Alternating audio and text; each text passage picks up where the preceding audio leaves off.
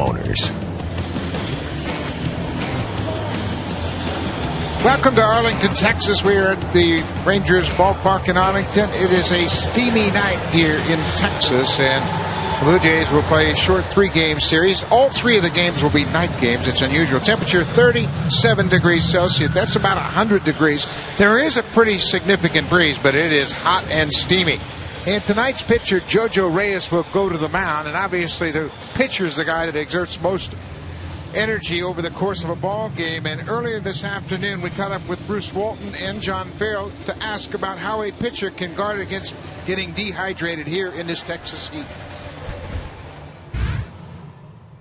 Well, number one thing is keep him hydrated. JoJo's been hydrating ever since he got up this morning, drinking a bottle of water every 15-20 minutes, keeping the fluids in him. You feel a little bloated when you start off with, but it takes you into the 5th, 6th, and 7th inning pretty refreshed. So hydration is the key. Yesterday and the day before, JoJo and all of our starters take every precautionary measure. We've also made it available that if they need to continue to replenish fluids, they can do it through IV. Those are all things that are certainly legal and have the ability to make at the disposal of every one of our players. Taking the IV, you do that around 3 or 4 o'clock. They will monitor that, and basically it's a solution of just keeping water in your body because you lose so much when you sweat. Potassium, calcium, magnesium, electrolytes, things like that you've got to keep in your body. Everything you lose when you get out there and exert energy. Blue Jays have been through some heat lately in Toronto, and they are used to it. Well, let's take a look at the lineups. The lineups are brought to you by TD Canada Trust. Banking can be this comfortable. Top of the order. Look at the 3-4 hole. All hitting 300. Escobar, Eric Thames, Jose Bautista, and Adam Lynn hitting 300. Edwin Encarnacion's been on a roll. His average up to 268. Travis Snyder makes his 3rd start in center field. Aaron Hill, Corey Patterson, and J.P. Arancibia are set to take on Colby Lewis of the Rangers. Tonight's starting pitcher brought to you by Tim Hortons Original Biscuit Breakfast Sandwich. Now with hickory smoked ham, Colby Lewis will make his 20th start, and he looks to continue a strong pitching. He lost to the Minnesota Twins on June the 11th, but since that time, Colby Lewis is 4-0 with a .236 earned run average in 7 starts. He has lasted at least 7 innings in 5 of those starts. He came within an out of his 3rd complete game of the season last time out as the Rangers shut out the Seattle Mariners. Blue Jays have been a different story, though. Had one of his worst outings back here in April. Jays got him for 6 runs, a season-high 4 walks by Lewis in 5 innings. Dropped him to 2-4 in 6 career starts versus Toronto. Well, behind Colby Lewis, let's take a look at the defense. Pat mentioned how good the defense was during the course of their 12-game winning streak. A position player did not commit an error in the field during that 12-game winning streak. Hamilton, Gentry, and Cruz left to right in the outfield. Andrews and Kinsler up the middle. Boy, keep your eye on Elvis Andrews. He's one of the best shortstops in baseball. Adrian Beltre at 3rd, the multiple Gold Glove winner. Mike Napoli at 1st, and Yorvik Toriabo. I asked Ron Washington the best attribute for Elvis Andrews. He said he's a very smart and athletic player at shortstop, so we will watch him. He can dazzle you with the glove. Signed with the Atlanta Braves, came to Texas as part of a multiplayer deal that sent Mark Teixeira from Texas to the Atlanta Braves. We are set for play. Yunel Escobar steps in. Colby Lewis is set. First pitch of the ball game is a strike. Get used to that. Colby Lewis is very aggressive early on, using his fastball to get ahead. And that's one of the things that we will talk about this whole game. He'll pitch off of that fastball. He will challenge you. He'll keep the ball down and in. He'll also try and carve up both sides of the plate. But be ready to swing. You're right when you're in there. Colby Lewis is now 31 years old. He was originally drafted by the Texas Rangers out of Bakersfield Community College. He's a junior college pitcher. A off-speed pitch, and Escobar was out in front. Lewis had a multitude of injuries, and he had shoulder problems, elbow problems, and just couldn't stay healthy enough to really take advantage of his great physical tools. He's big and he's strong. He ended up going to Japan and spending a couple years there and really finding himself. Ball has popped out of play. And since he has come back, he has really become the big horse, the big starter that the Texas Rangers were hoping they would have when they drafted him. He's been the most successful North American to come back from Japan since Cecil Fielder. Fielder came back in 1990 after a stint with the Blue Jays. Adrian Beltre, academic when he gets a glove on him. Great fielding third baseman. And a very strong and accurate arm. The scouting report for Colby Lewis is brought to you by Home Hardware. Homeowners helping homeowners build around the fastball. Buck said it. He will throw a lot of fastballs, and he will build his game plan around that. The curve and change combo have been very good pitches for him, a good curveball and a good changeup. And he's always around the zone, just 35 base on balls in his 19 starts, covering 121 and 2/3 innings. Eric Thames gets his first look at Colby Lewis, takes that fastball for a strike. They mentioned the first 4 in the Blue Jays order, all hitting 300 or above. Goes after that pitch and skies it to left field. Josh Hamilton makes the play. 2 quick outs here in the first.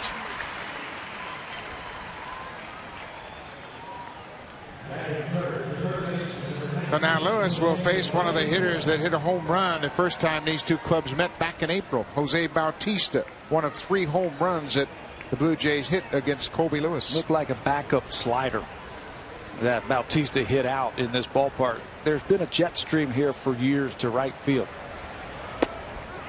And he starts it with a fastball away. Another first pitch fastball, and Lewis is very confident to get ahead with that fastball.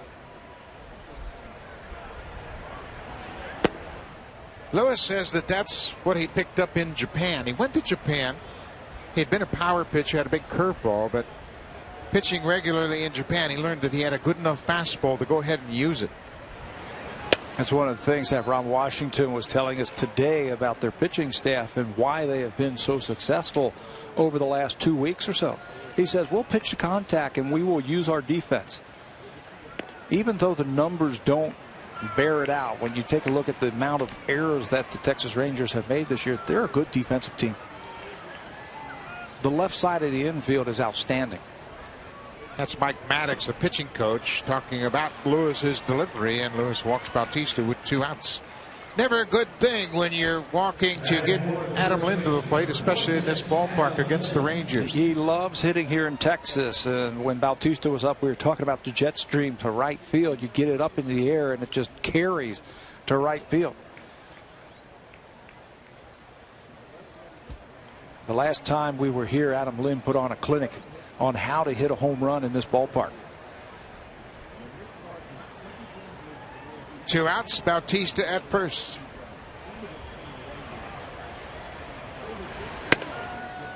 Another fastball. This one misses.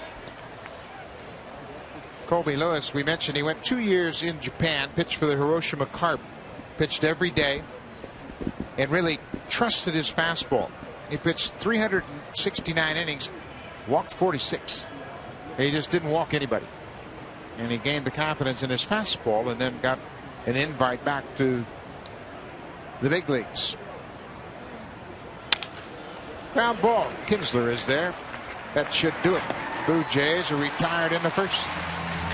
Colby Lewis walks a batter, but gets Lind the ground out. JoJo Reyes will take on the Rangers when we come here. Led off by Ian Kinsler, the second baseman. Elvis Andrews, the young second baseman. Josh Hamilton hitting nearly 300. Adrian Beltre among the leaders in RBIs. Former Blue Jay Michael Young is the DH tonight. Cruz is in right, Napoli at first. Foriano behind the plate, and Greg Gentry gets to start in center field. They also have the AL's best home record at 31 and 18, and that's the lineup that JoJo Reyes will pitch to tonight as he makes his 20th start and looks to win his 3rd straight game for the Jays. Gave up a season-high 7 runs, 10 hits versus the Yankees his last time out, but the Jays scored 9 runs in the first 2 innings and beat the Yankees 16-7. He's going to have to be better here against this Rangers team.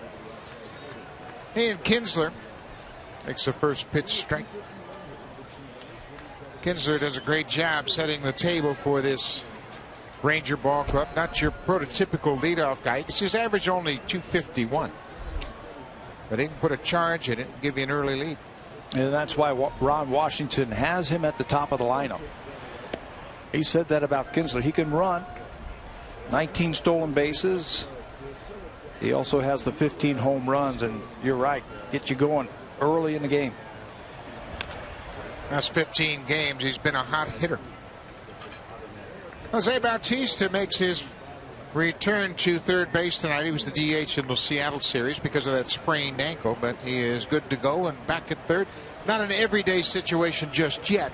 John Farrell suggested maybe a DH opportunity tomorrow for Bautista. Yeah, he will play third base in 2 of these 3 games. He's just not real sure which games he's going to sit out in DH. Just want to test that ankle here tonight at third base.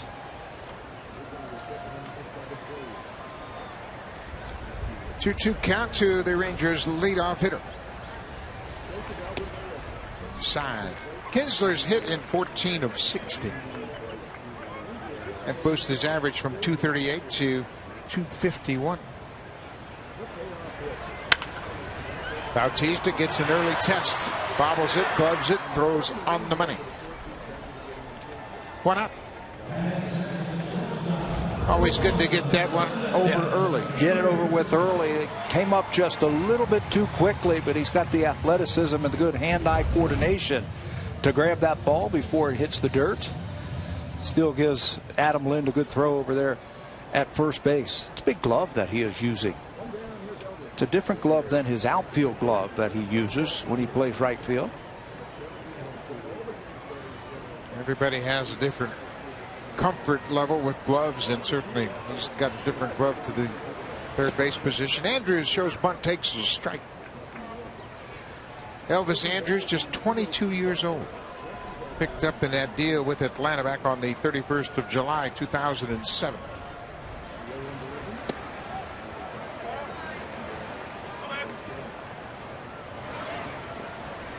Finished second in the Rookie of the Year voting in 2009.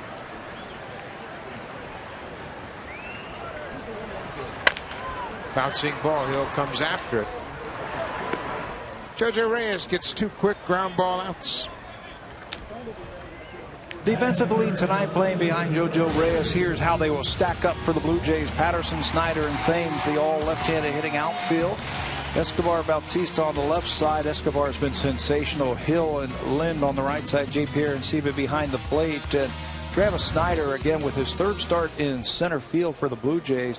I think he's done a good job. He's gotten good jumps on the ball. He's taken good routes, and he's also thrown out a batter at second base. Josh Hamilton, the left fielder, takes a first pitch strike.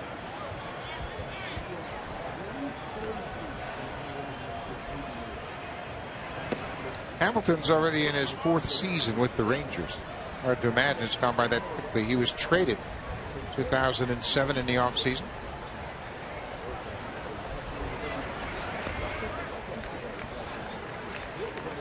Well, he's got that strength and that ability to hit the ball all over the place. The Blue Jays will play him just like they played Travis Hafner of the Cleveland Indians. Jose Bautista, the third baseman, is going to play short right field tonight.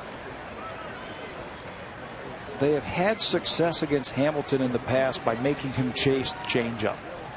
He is an excellent fastball hitter. There's that shift, and Bautista makes the play in right field. Not that far from where he positions himself in the outfield. Quick inning for JoJo Reyes, 3 ground ball outs. Encarnacion's been on fire of late, as has Travis Snyder. Aaron Hill will be the 3rd hitter when we come back. They went 5-2 on the homestand against New York and the Mariners, and they took the first 2 against the Yankees. CC Sabathia shut them down, but overall a very productive homestand. Some clutch hitting as well. It picked up right where they left off in the All-Star break after they won the last 3 heading into the break. They scored 7 runs a game on that homestand. More importantly, they hit with runners in scoring position. And whenever they do that, you see the number there, 338. It just seems like they win more ball games. Edwin Encarnacion takes the strike. That's 4 fastballs to start the game. They will pick up on that pattern, I think, from Lewis. And it looks like he's staying away from all these hitters. It's just 90 miles an hour, which is good enough because of his off-speed stuff. He used to throw 96, 97 before he got hurt. But 90 miles an hour, hitters will pick up on that. You might see them start chasing that first pitch. second time through. Ball upstairs. Edwin's been swinging a red-hot bat of late. Over his last 10 games, he has 17 hits in 39 at-bats. He's had 3 3-hit games and 1 4-hit game. He's had 4 doubles and driven in 5.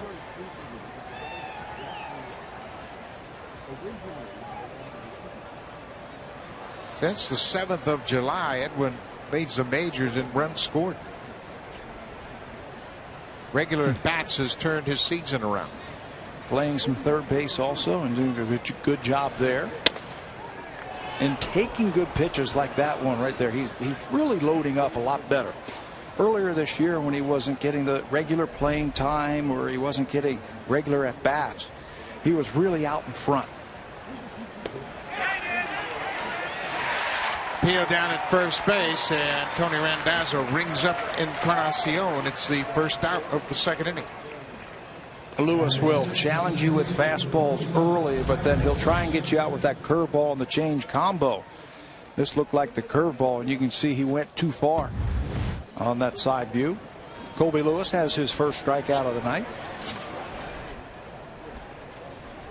Mentioned Colby Lewis has won 4 straight decisions. Travis Snyder steps in. It's a simple approach, but one that is endorsed by Mike Maddox, the pitching coach. Fastballs get ahead, then expand the zone.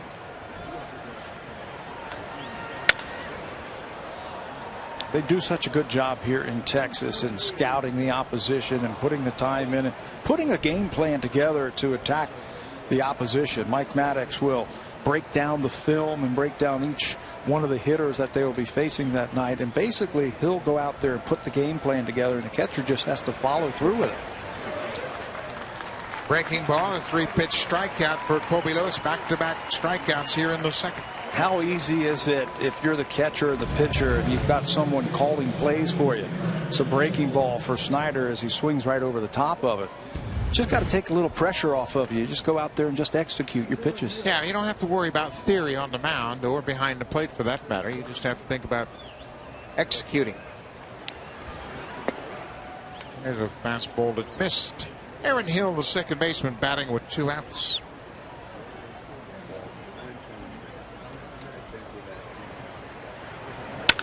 Slider off the end of the bat.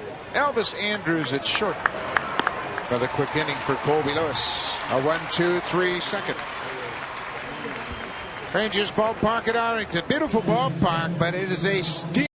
Texas, a great night to pitch as JoJo Reyes takes the mound for his second inning. The scouting report for Reyes, cutter and change, I think, are the key for JoJo Reyes. He's got to get that cutter and he's got to get that changeup over and make the Rangers swing at it. He's got to pound down with that fastball, keep it down. That'll help him avoid the long ball. He's given up 13 home runs this year. The Rangers have hit 122, which is second most in the American League behind Boston.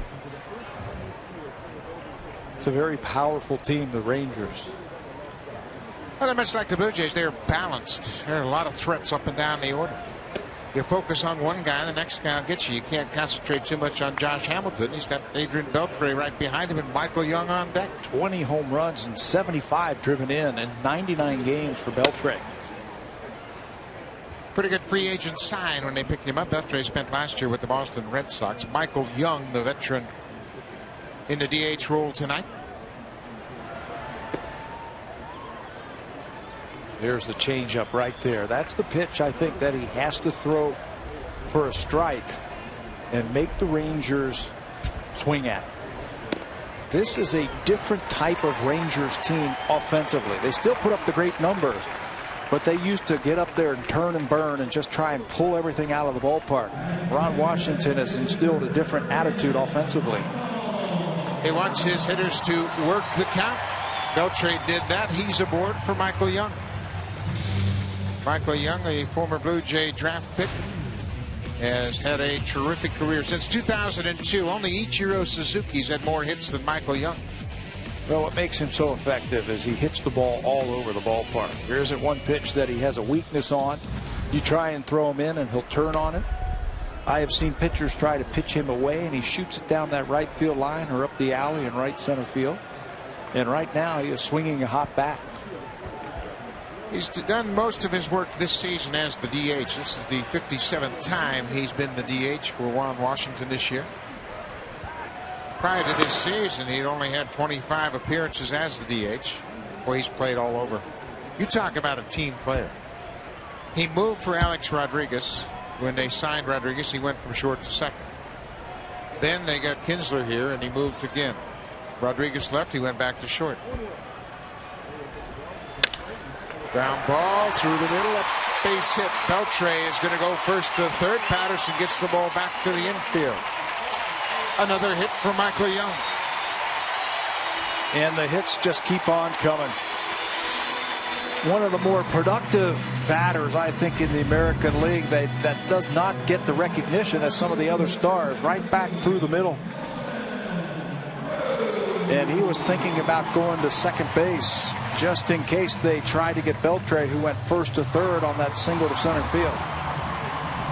It's another thing Ron Washington has instilled in his Rangers ball club: aggressive base running. Don't assume anything. Always think about that extra 90 feet. Nelson Cruz. Isn't it amazing how teams take on the personality of their managers? The Rangers slowly but surely have become really what Ron Washington was as a player. A very scrappy player, a very heads-up player, a team player. All the things that he wanted to instill with this great talent. That's why they are winning so many games. It wasn't easy for Washington to convince this Ranger ball club that's the way they should play. His 5th season as the Rangers manager. Took him about 3 full seasons for them to buy in.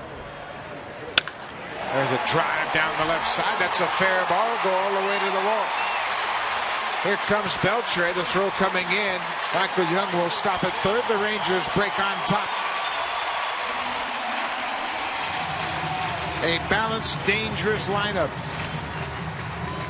RBI double for Nelson Cruz, his 16th. His 57th RBI pitch down and in, and he can hit the ball out of any part of the ballpark. Patterson gets over, bare hands it, and just gets it in as quickly as possible. That's your job as the outfielder. Get it and hit it to the cutoff man as quickly as possible as Cruz doubles down the left field line. Blue Jays won 3 of 4 when these two ball clubs met back in April. Mike Napoli, who was a Blue Jay for a while. Napoli was acquired along with Juan Rivera from the Angels in the Vernon Wells trade. Napoli was turned over to the Rangers for Frank Francisco. And what a nice fit for Napoli with the catcher, in the catcher spot for the Rangers. He can play first base, and they had some left-handed hitting first basemen, but they didn't have the complement when a left-hander was on the mound. Mitch Moreland is a left-handed hitter. They had Chris Davis over here as a first baseman, and they needed that right-handed complement. Napoli fit perfectly. He can play multiple positions. He's a veteran. He's a leader. And you make a mistake, he can take you deep. He's got 13 home runs. You can see he's loading up on that back leg, trying to do some damage here with runners at second and third. Nobody out in the second. He has had at least 20 home runs the last 3 years in the American League. All of those with the Los Angeles Angels of Anaheim. 26 last year, a career high. Down and in. Well, this is what you talked about. The Rangers making the starter grind. During that 12-game win streak, they made Felix Hernandez grind. They beat him in Seattle. Van Haren, they beat him in Anaheim. They even got Jeff Weaver out of the game early. Weaver threw 125 pitches or so into the 6th inning. And it's not like your typical Rangers team that just go up there and swing at anything. They have an idea. And they will make that starter throw a lot of pitches. It's what a lot of teams in the American League are doing now. Boston Red Sox come to mind. The New York Yankees, we just saw them at Rogers Center. They do it. Tampa Bay the same way. Not surprisingly, those are all very good offensive teams. Full count. Mike Napoli, the first baseman.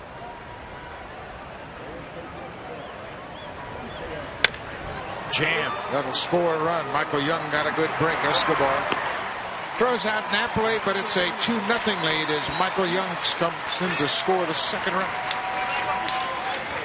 Napoli picks up the RBI. That's his 35th. Just keep the ball in the middle of the diamond and you will get a very easy RBI. That's why that whole team is over there giving him high fives, because that's situational hitting right there. Ron Washington talked about the time a few years ago when the Rangers would only look at hits and RBIs.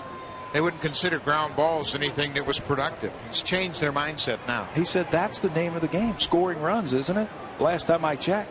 And it doesn't matter how you score the run. You don't have to hit the ball out of the ballpark and score a run. There's a perfect example. Ground ball to the shortstop. And as he said, the situation will tell you what you need to do.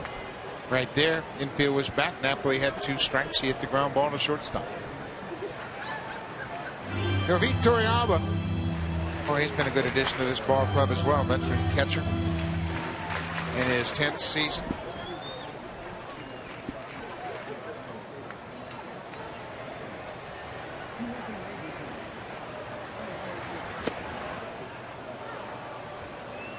Torrealba has postseason experience with San Francisco, a couple times with Colorado. Played in the World Series in 2007 against the Red Sox.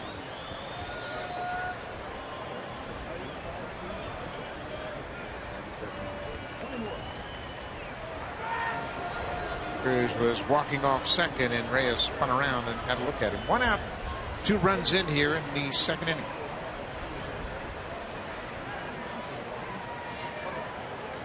Nelson Cruz at second. He had an RBI double.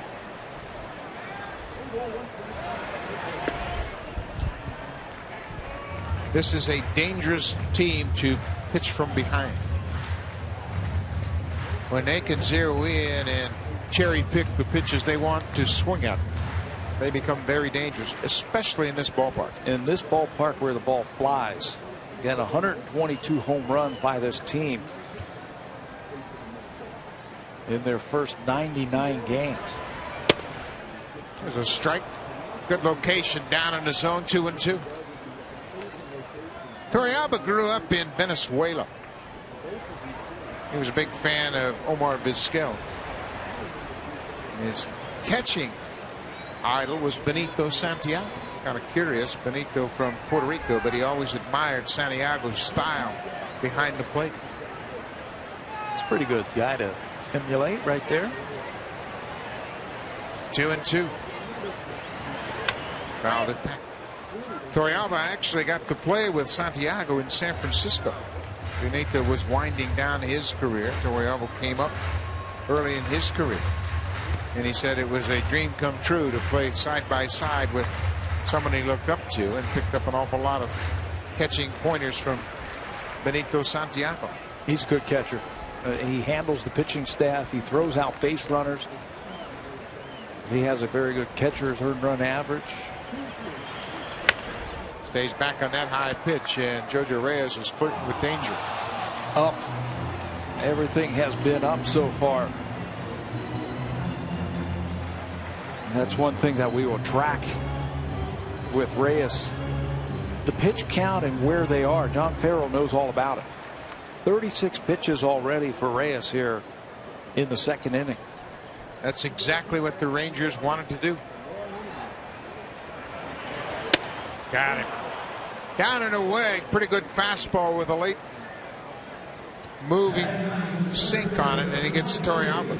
That's where he's going to have to live, I think, against these Ranger hitters. Down and away.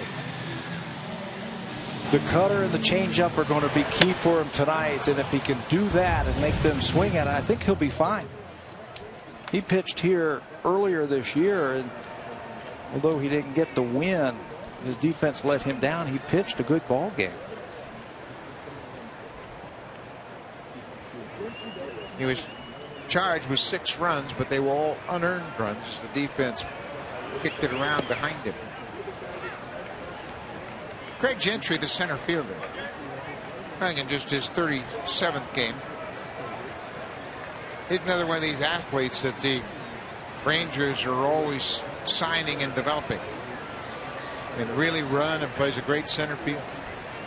I think that's the way the baseball is going back to. Get those athletes. Get them into your system. You can teach them how to be baseball players.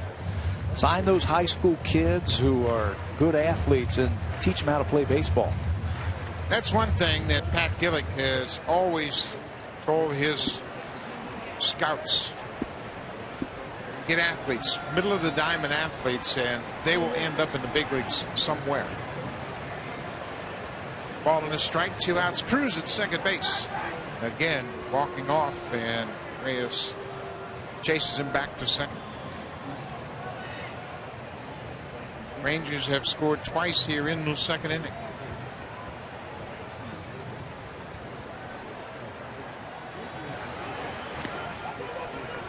And Sebia had it hit off his glove, but not far enough for Cruz to advance.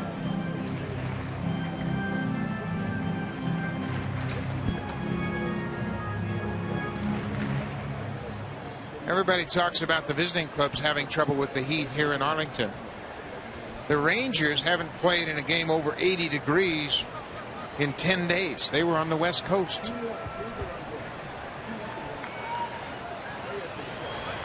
And it wasn't very hot out there either, was it? 79 degrees was the highest temperature they played. They played in Anaheim and Seattle. Seattle was in the upper 60s for a game. So this is an adjustment for the Rangers as well as the Blue Jays.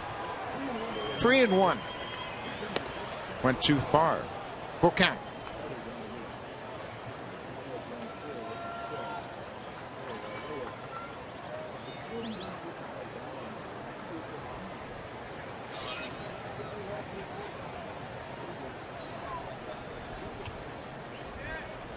JoJo Reyes trying to get out of the second inning. He's already thrown 42 pitches. That's just foul outside of third. You know, a lot can be said about the pace of the game. When Colby Lewis is out there, he works quickly. He throws fastball strike one, and it seems like the defense is on its toes. And it seems like the hitter is always being rushed. Now when you throw a lot of pitches and you grind out at bats and you make that guy work, it just brings the game to a halt. That's driven to deep left field. High and deep. Travis Snyder on the run. He'll get there as that ball hung up in the gap in left center. Gentry gave it a ride, but it stayed in the ballpark. Texas Rangers scored 2 on 2 hits. They lead it 2-0. Colby Lewis back for the third. Hall of Fame Day. It'll be Sunday, July 31st, when these same Texas Rangers will be in town to take on the Toronto Blue Jays. Come down early for a pre-game ceremony. The first 20,000 fans will receive a Roberto Alomar bobblehead. Call the Blue Jays at 416-341-1234 for tickets. Or you can log on and purchase your tickets at BlueJays.com, or you can stop by most Rogers Plus locations. A lot of Blue Jays fans here in Arlington. Certainly a big weekend ahead for Canadian baseball history. Robbie Alomar, Pat Gillick, Dave Van Horn, all with Canadian roots, will go into the Baseball Hall of Fame on Sunday. I can't wait to watch it. That'll be pretty special. You played with Robbie, of course, worked for Pat Gillick, and it's always fun when you can see somebody that you know and have had professional links to. That's popped up center to the diamond. Beltre, the third baseman, he takes charge and makes the catch. Sunday, the 2011 induction ceremony, we will be there. Rogers Sportsnet will be there, and Shai Davidi, Jamie Campbell, Arash Madani, Greg Zahn, everybody will be on hand to give you an up-close look at that. That'll start at 1 p.m. Eastern Time. That's 10 a.m. Pacific Time. The 2011 baseball induction ceremony, and Rogers Sportsnet will be there. And then we will be on. That's a night game, so we can be in our hotel room. We can watch it. And then just stay right there at Rogers Sportsnet and watch the Blue Jays Sunday night. We'll be on at 7:30 Eastern Time for the third and final game of this series against Texas. JP Arencibia. JP would love to get something going. He had a couple of extra BP sessions at Rogers Center before he took off for this road trip. 9 times out of 10, when you see these type of numbers, 0 for your last 15 at bats with 8 strikeouts, 9 times out of 10 you're not seeing the ball. And I think that's what's happening right now with JP Arencibia. He's just not picking up. He's not tracking the ball, and he's not seeing it. You and I have been through these slumps in the past, and that's what it is. I don't care what anybody wants to say. It's a slump. And you're right. You just don't pick up the baseball. And every time you get into that batter's box, it seems like you're 0-2. And you're just fighting for your life just to make contact. Dwayne Murphy knows what it's like. He has put in a lot of hours with these hitters to try and work through their problems. And there's another example. That breaking ball was off the plate, and Arencibia strikes out. 2 down here in the 3rd.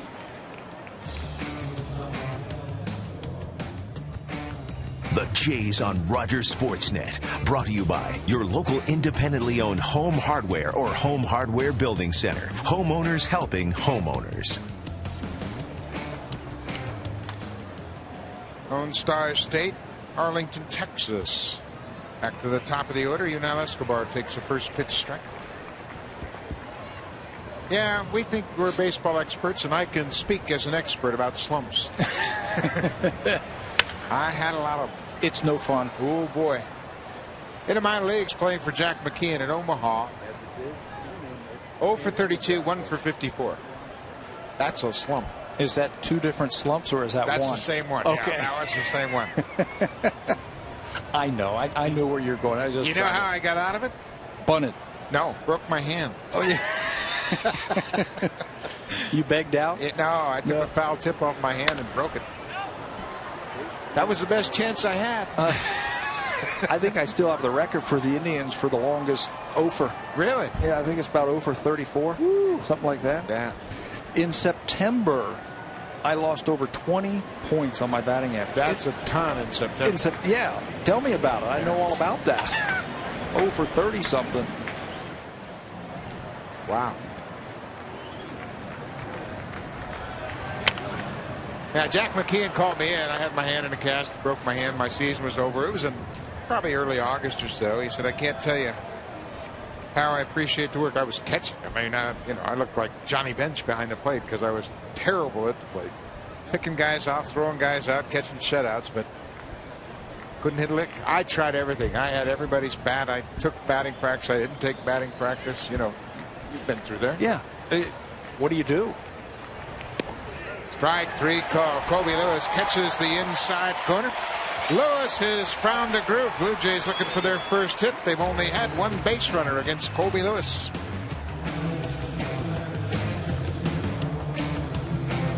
Quinn's best pitcher. He goes into that game 8-8. Certainly going to take an L tonight unless the A's mount a monumental comeback. He looked great earlier this year when we saw him. He looked like he might be one of the best starting pitchers in the American League, but now just a .500 pitcher. I think we got to make a call. We'll take that Trevor Cahill guy off your hands. He's only .500. Yeah. He's also 22. Ian Kinsler looks at an up and away fastball. 2 balls and 1 strike. Kinsler grounded to third his first time up. Jojo Reyes had a 1-2-3 first inning. 3 ground ball outs. He kept the ball down, and then in the second inning, the ball started leaking up a little bit. A walk, a single, and a double produced a couple of runs, but then he got back into it and retired the last 3 batters in the second inning. The 3rd inning has been one of the Rangers' most productive innings. They've outscored their opponents by 30 runs in the 3rd inning. And normally that's the 2nd time through the order. 2nd time through, you turn the lineup over. Hitters have a feeling for the velocity, the movement, a little bit of a refresher for them. First time you've seen a guy for a while.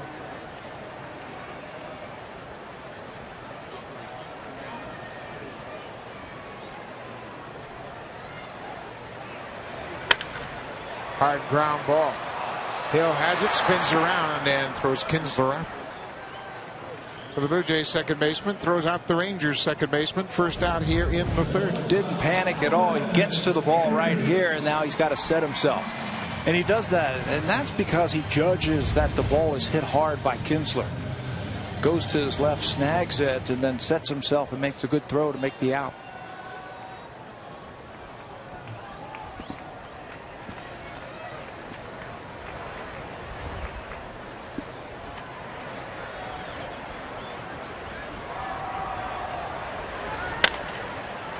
JoJo Reyes has it. 2 quick outs. That'll bring Josh Hamilton to the plate with 2 outs. Josh Hamilton back on the 12th of April against the Tigers. Suffered a freaky injury. A pop-up. He's the runner at third base. Nobody is at the plate, so he's going to try and score on a sacrifice fly to the dugout. But on that headfirst slide, he broke his shoulder and spent some time on the disabled list. And they missed his bat. He suffered a hairline fracture of the right humerus on that headfirst slide. It really looked kind of mundane, just another headfirst slide, but they found out that he had a hairline fracture. He has battled some injuries in his career. Well, he's battled injuries, and of course he's battled drug abuse and off-field problems, but then he's had baseball-related problems, bruised ribs. He crashed into the wall of Minnesota, strained rib cage. That'll knock you out dramatically, but through it all, he has been one of the most dynamic baseball players in the major leagues. Just dripping with baseball talent. He can run, he can throw, he can hit for power. All 5 of the things that you look for in a baseball player, he can do it, and he's above average. It's this ball to center field, but Travis Snyder has a lot of room. Good bounce back inning for JoJo Reyes. A 1-2-3 third inning. We've played 3 here in Arlington. Texas leads by 2. Nation's most talented performers. Auditions are being held in Vancouver, Edmonton, Winnipeg, Toronto, Montreal, and Halifax. Canada'sGotTalent.com has all the date and location information. We're looking for acts of all ages. Sign up, show up. Canada's Got Talent's looking for you. And we've got an update on the baseball analyst Canada's Got Talent. Pat Tabler has agreed to go on and not only play the guitar, but he's going to sing. And the new addition will be Alan Ashby of the radio side. He's a guitar player. I think we've got Ash talked into it. I think so. No, Ash should be a good one for that. Alan Ashby plays the guitar. Well, at least he says he does. What we see him carrying it around everywhere. He carries it on the airplane. I think it's a boat oar. He never takes it out, does he? No, we've never seen it. He just kind of carries it around. Alan Ashby's filling in for Jerry Howarth, who was invited to go to Cooperstown over the weekend, which is a great honor. Pat Gillick invited Jerry Howarth to join in the festivities. Certainly Jerry, a big part of the Blue Jays history, and was around since 1981. So he will go to Cooperstown and enjoy the weekend. Robbie Alomar, Pat Gillick, and one of Jerry Howarth's radio partners over the years, Dave Van Horn. Dave, of course, started his Major League Baseball career with the Montreal Expos, now the radio voice of the Florida Marlins. Van Horn was 32 years in Montreal, and certainly a great day for the Montreal baseball people that grew up with Dave Van Horn. And certainly all of our baseball friends remember that Tom Cheek also began his career working for the Montreal Expos, and the late Tom Cheek was my mentor. But I think the biggest memory that people have of Dave Van Horn was the Dennis Martinez perfect game. El Presidente, El Perfecto. Thames takes the leadoff walk. Jose Bautista. Bautista had a walk himself back in the first inning. Blue Jays still looking for their first hit against Colby Lewis.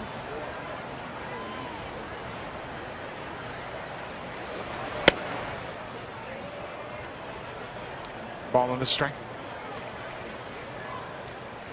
We have seen Jose Bautista, when the defense tries to shift against him, use that right side and just drive balls on the ground through the right side and just get base hits. That's one of the things that we have noticed about Bautista this year, is his ability to hit.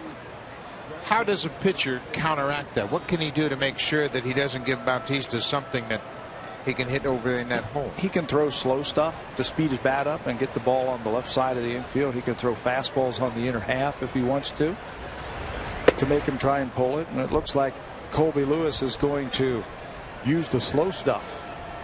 Well, one thing you don't want to do as a pitcher is pitch against your defense. I mean, if Lewis had this shift on and was pitching Bautista away with fastballs, it's totally counterproductive. Playing right into his hand.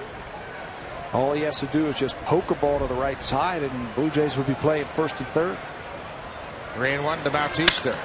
Long drive, deep left field. Gentry on the track. The ball's going to hang up for him, and it'll stay in the ballpark. Craig Gentry got a good route to that baseball. Bautista hit it hard, but we've seen this all afternoon. The ball has not carried even during batting practice. The wind looks like it's blowing in from center field, and they will watch those flagpoles out in center field. Balls that were being crushed into the power alleys here during batting practice were dying on the warning track. Gentry got a great jump on that ball, like you said, and tracked it right to the warning track. Adam Lynn grounded to the second baseman his first time up. Blue Jays trail by 2.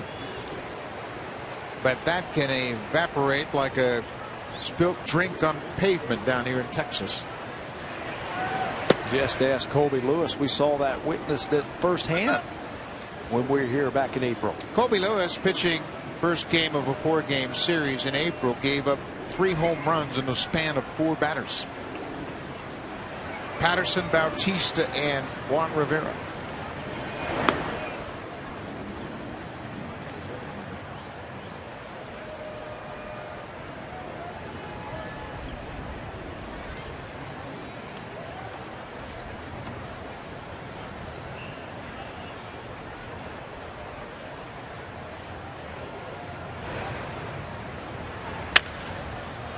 Then got jammed, and that's not going far. As a matter of fact, Cruz has to come in.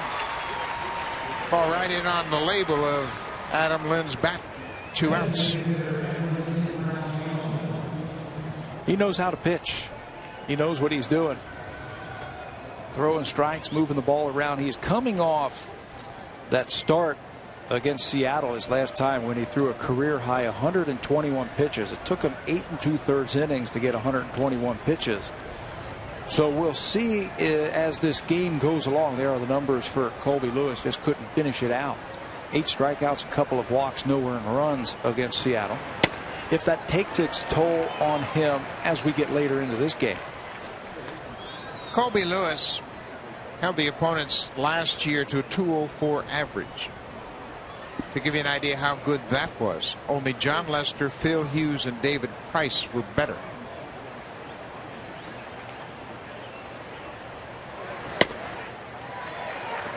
Texas, in their second opportunity to reach an agreement with Colby Lewis, outbid a dozen other teams and signed Lewis to a 2-year, $5 million contract when he came back from Japan. Started with this organization. I'm sure that had something to do with it, that he could come back here and prove to him that he could get it done. Well, I think he kind of felt like he owed it to him to give them an opportunity. Gets a strikeout. Fastball was up. Encarnacion got a piece of it, but Torrealba held on. 5 strikeouts through 4 innings for Colby Lewis. Great sign is the president of the Rangers, Nolan Ryan, is back. He had a bit of a heart issue in Houston last week. Right here at the ballpark tonight. Good to have you back, Nolan.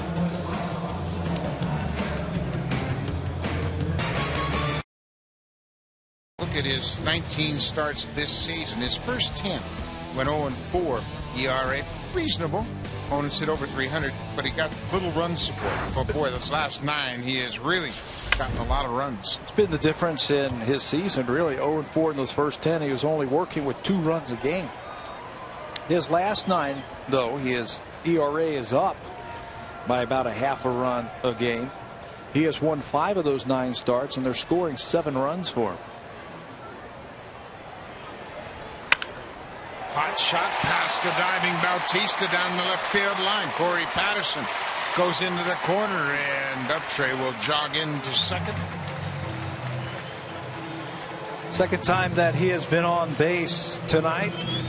Beltre, who swings hard when he gets a pitch. It's up and in the middle of the plate, and he rips it right by Jose Bautista, the third baseman. No chance to get that one. Rangers love hitting in this ballpark. They have had 5 batters hit .346 over their last 7 home games. Beltre, one of them, hot, 4 home runs and 9 RBIs over those last 7 games.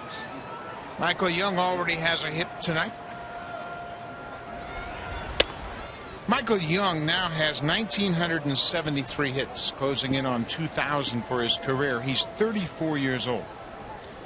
We mentioned he was a 5th-round pick of the Blue Jays in 1997 out of the University of California, Santa Barbara. I actually saw Michael Young play shortstop for Santa Barbara. At the same time, a left-handed pitcher was pitching for him named Barry Zito. And Michael Young was a terrific hitter then. He was a 3-hole hitter, played shortstop, and you could see he had an awful lot of skill. Blue Jays back then were backed up at shortstop with a lot of good young players. Felipe Lopez, Cesar Asturias, Joey Lawrence, Michael Young. So they felt like they were dealing from strength. And actually, at that point in his career, Michael Young wasn't a highly touted prospect. Asturias and Lopez for sure were ahead of him. Ryan Friel was in the mix, Chris Woodward, Casey Blake, besides having Alex Gonzalez in the big leagues. So there were a lot of players. And at the time of the trade, Michael Young was at AA. He was playing in Tennessee. But he and Cesar Asturias split duties between short and second the year before at Dunedin. And there was thought that he wouldn't develop into a power hitter. They just weren't sure whether he had hit or not. And he's safe. Bautista took a swipe at Beltre. Dan Bellino, the third base umpire, was right on top of the play. And now he's looking and saying, well, he went and avoided the tag. But now Bellino's going to get a visit from John Farrell, the manager, who's going to ask him, did he give Jose Bautista an opportunity to field the baseball first? That's the question he's going to ask him. And if Bellino says yes, Bautista had the opportunity to field the ball, then everything is okay. All hands are safe. The Blue Jays had this play go against them back in April on Saturday night in an extra inning game when Yunel Escobar was called for interference in the 13th inning. He was the runner, and the third baseman was Alberto Callaspo. A similar play like this, and it occurred just about like that. The third baseman was not touched. There was no contact. But Escobar was ruled out, and it cost the Blue Jays a run. Adam Lind had scored on the play. It cost them a win. And they lost the next inning. The next inning, it was extra innings. I think the second thing that John Farrell was going to ask him, did he go out of the baseline when he went to third base? Nelson Cruz, deep left field. This ball is gone. 3-run home run for Nelson Cruz. He's driven in 4 already tonight.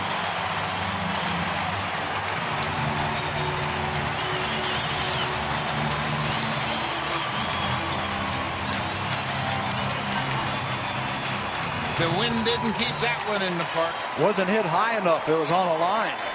Nelson Cruz absolutely wears out the Blue Jays. It seems like every time we come into this ballpark, he hits a home run. If it's the right field, center field, it doesn't matter. This time, a breaking ball, he goes down and gets it. And hits it in about the 4th or 5th row. That's his second home run this year. He has 2 hits tonight. He's now done some damage against the Blue Jays. He has 4 RBI tonight, and for his career, for his season, he's had 6 against the Blue Jays. This has popped up down the right field line. That's a fair ball. Thames gets over, and Napoli has a pop hit. They keep coming after you, the Rangers. You make a mistake, they're going to jump on you with the long ball. Eric Thames had a long way to go as this ball by Napoli has popped down the right field line. He was playing him in right center field, respecting the power of the right-handed hitter Napoli. But it wasn't hit high enough. It dumps it down the right field line, and that's 4 straight hits now. Cruz now has 8 career home runs against the Blue Jays. Catcher Torrealba Thames coming in. You can see when that ball is up in the air, it's coming back toward the infield. But Nelson Cruz's ball was hit on a line and hit a ton into left center. Yeah, it wasn't hit high. It was a line drive, the type of strength that we have seen from Nelson Cruz in the past. Remember last year when we opened up here, he took a half swing and hit a home run to right field? Shows you the type of power that he has. Probably the deepest part of the ballpark is where he hit that ball. And that's what they think about Nelson Cruz here in Arlington. His 22nd home run of the season.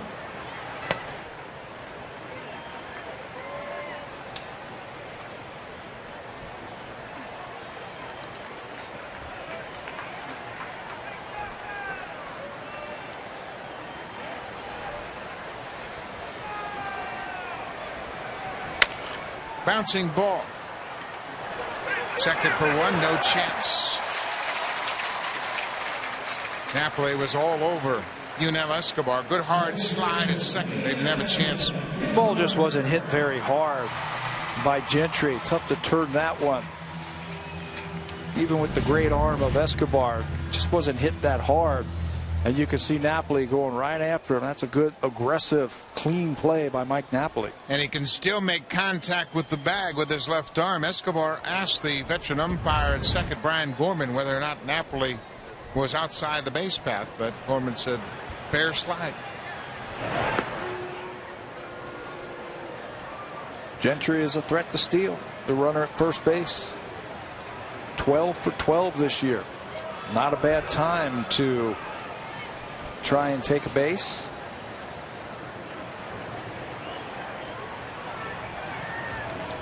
Blue Jays haven't done a very good job of shutting down the running game.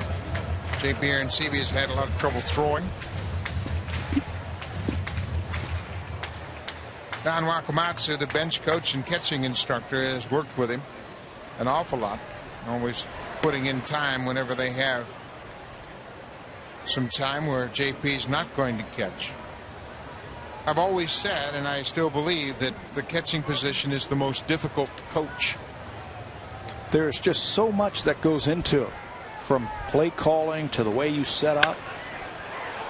That's popped up a mile high. The wind will play with this one. Escobar near second and hangs with it to make the catch. But the Rangers add on three more here. One swing of the bat from the big right fielder, Nelson Cruz. A three-run shot to the seats in left center. Home run number 22 for Cruz. Now it's time for a connected update with Rob. First they have to figure out how to get a hit against Colby Lewis, and then they've got to score some runs. They are down by 5. Travis Snyder struck out his first time up. Here we are now, second time through the order. Lewis using that curveball to start hitters off with. We saw first time through the order, nothing but fastballs to get ahead. Started with Yunel Escobar in the third inning. He threw a breaking ball first pitch to him. Did the same thing to Encarnacion, and now Snyder. That's what it takes to make the adjustments as you go through the lineup.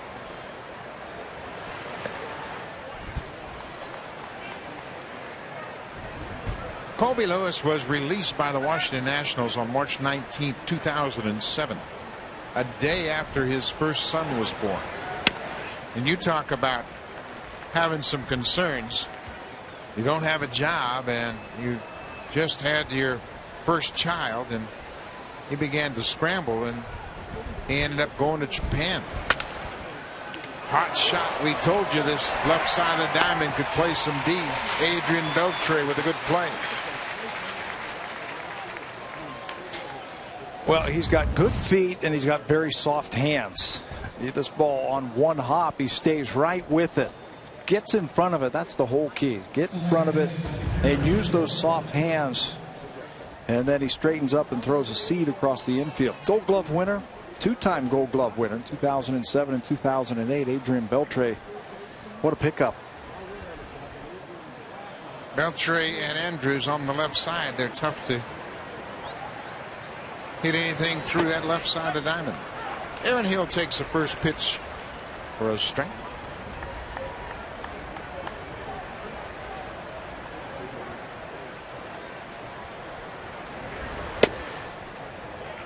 Boy, Torrealba presents a great target.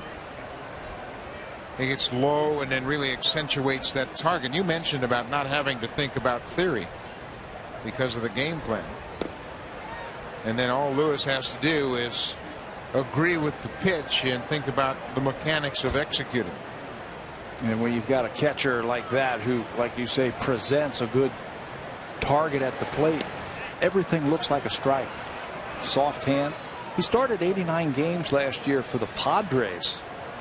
And the Padres went 53-36 in those games. No surprise. Soft hands.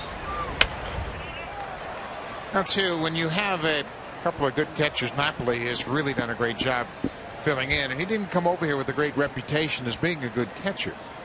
But Ron Washington's really been pleased with the way he has worked with Mike Maddox and alongside of Yorvit Torrealba to really give him a potent tandem. There's a drive to left field. Josh Hamilton on the run and makes a running catch. A terrific effort by Josh Hamilton. That ball was hooking away from him, and he's got terrific speed and great concentration. And that's the thing that this team has really improved on over the last 3 weeks or so, playing great defense. Josh Hamilton can play center field. They have him in left field because they don't want to wear him down. You do a lot of running when you're in center field, and he plays a great left field.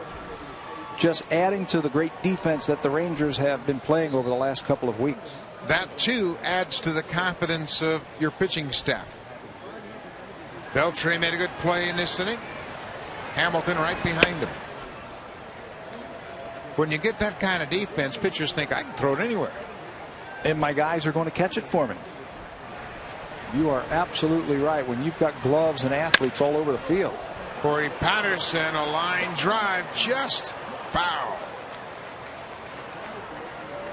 Wynn couldn't mess it with that shot down the right field line. The low line drives, that's what's going to get out tonight. 4 for 7. That home run Patterson hit against Lewis was back in April on a fastball that was up. This one was down, and he just dropped the head of the bat on the ball. It was just a little bit too quick. Went right upstairs again. You know what? Once again, you mentioned the home run Lewis gave up to Patterson was a fastball higher than that last strike. But he knows that's a weak point for Corey Patterson. That's the book on him. High fastballs. And then you can get him with soft stuff away.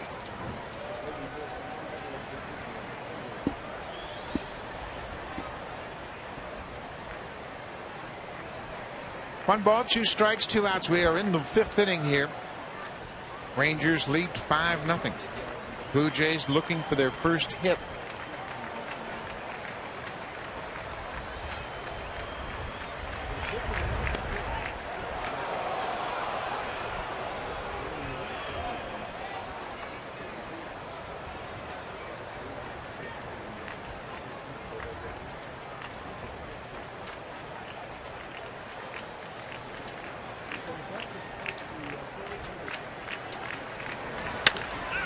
This is popped up and playable. Beltre, fair territory, makes the catch. Beltre made a terrific play on a hot shot. Hamilton takes extra bases away from Aaron Hill. Colby Lewis has yet to give up a hit.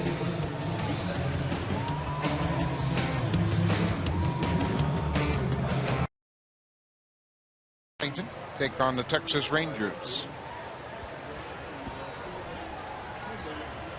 Elvis Andrews, the 22-year-old shortstop, takes the first pitch. Texas Rangers have done a terrific job of turning around their fortunes because of scouting and development. Mel Didier was with the Rangers when the Texas Rangers made the Atlanta Brave deal involving Mark Teixeira. And Didier was involved in identifying Elvis Andrews and Neftali Feliz, along with Matt Harrison and Jared Saltalamacchia, in exchange for Mark Teixeira. And the 2 All-Stars, Andrus and Neftali Feliz, where were they when they asked for the trade? In A-ball. In A-ball.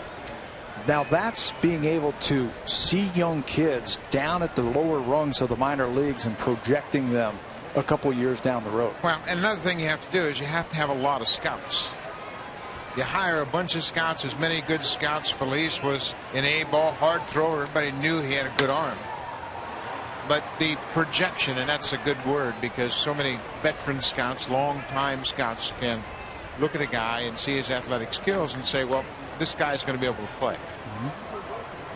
He might make a lot of errors. He might not hit very well, but you can see the skills are there. There's a breaking ball that Aaron Sebia has popped behind him, and Andrews is going to reach. That'll be a strikeout and a wild pitch. Looked like a curveball in the dirt. Andrews will get to first base on the strikeout. That's the pitch I think is key for Reyes. Get them to swing at that. And they do. They just can't block the ball, keep it in front of them, and record the out over at first base. Andrews can run. The Blue Jays took the lead in yesterday's game in a similar play. Doug Fister struck out Eric Thames. The ball got away from the catcher. Thames reached first and eventually came around to score on the RBI double by Bautista. Josh Hamilton. Hamilton's 0 for 2, but he's already had an impact in the game for Colby Lewis. He took extra bases away from Aaron Hill. Fine running catch in the last half inning. And that last time up, he hit a ball. Well, his first time up, he hit it right into the shift.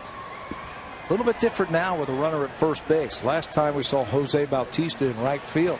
This time he is playing straightaway shortstop. And you wonder how the Blue Jays determine how they're going to play their players. Now Bautista's at shortstop. Escobar's behind the bag at second. Hill's normally at second in his regular position. But with nobody on, Bautista was in right. I think it has to do with the speed of Elvis Andrus. If they are in that shift mode like they were the first time that Hamilton was at the plate, he steals second. He's got 28 steals this year. He steals second. He could just go to third base. So you can't overshift now.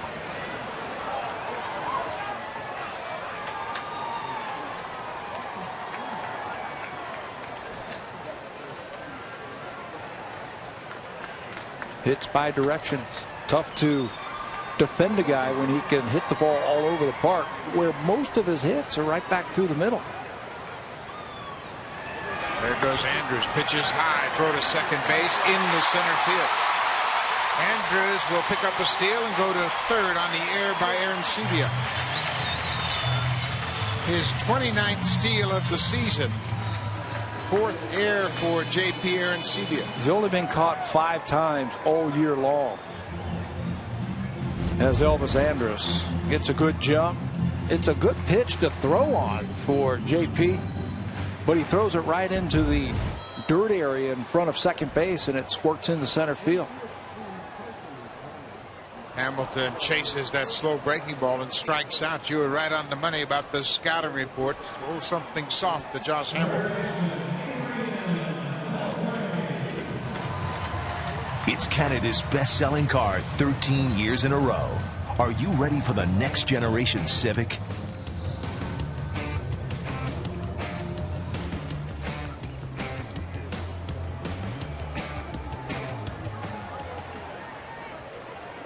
Adrian Beltre with one up. Infield. Drawn in.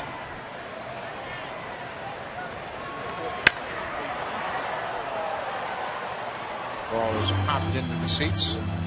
This is not a comfortable feeling if you're Jose Bautista and you now Escobar. Got the powerful Adrian Beltre. At his 29th double, he's got 20 home runs and he can pull the ball. You've got the infield in. Now, you don't have to come all the way in on the grass because he can sting the ball by him. Off speed pitch. He's in a hole 0-2. But you're right. It seems like you were right on top of that hitter when you are standing that close to him. Now you can see Escobar just a step behind the grass. Bautista now has backed up a couple of steps.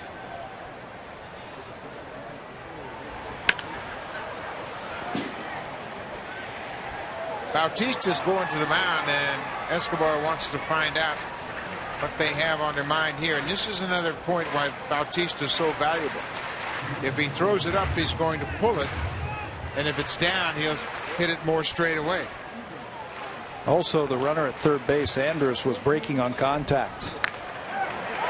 Base hit the opposite way. Beltre crosses him up and picks up another RBI. Boy, what a good hitter. You put him in run-producing situations, and he'll change his approach. 76 RBIs now for Adrian Beltre. He doesn't have to pull the ball to get a hit.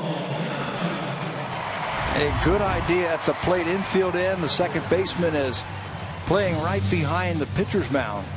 So just punch a ball to the right side and use the speed of Andrus to get that run in. Beltre has crept to within 2 of Adrian Gonzalez in the RBI race.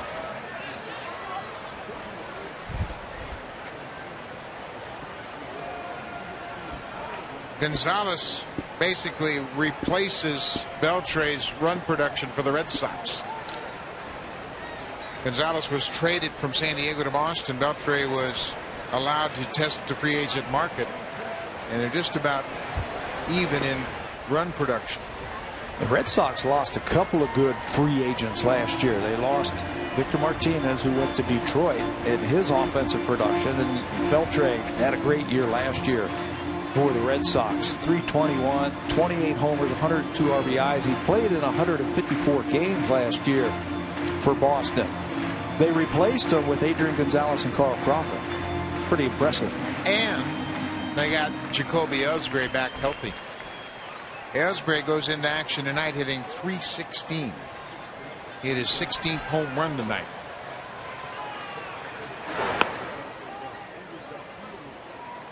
And oh, by the way, Kevin Youkilis is 5th in the American League in RBI.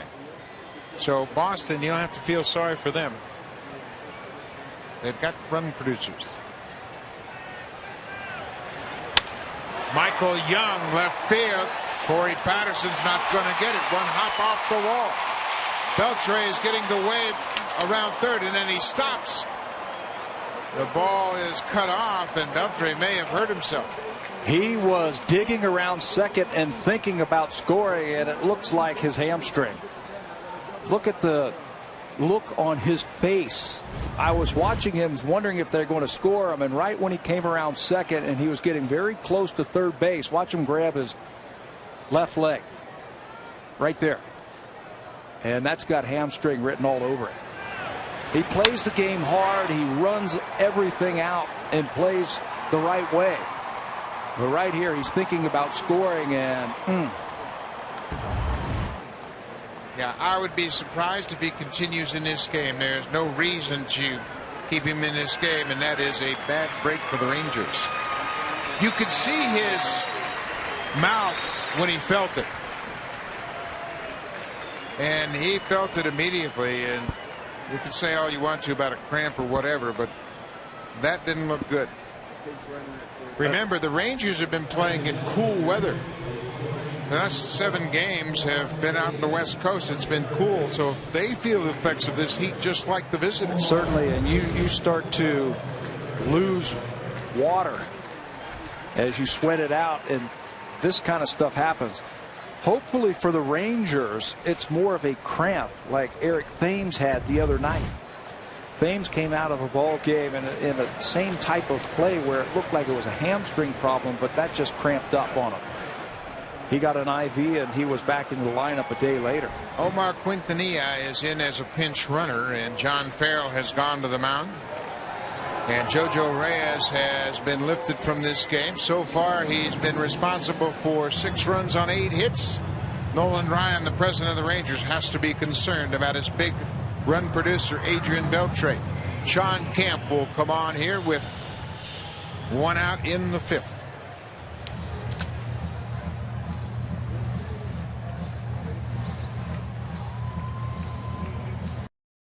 Base runners on.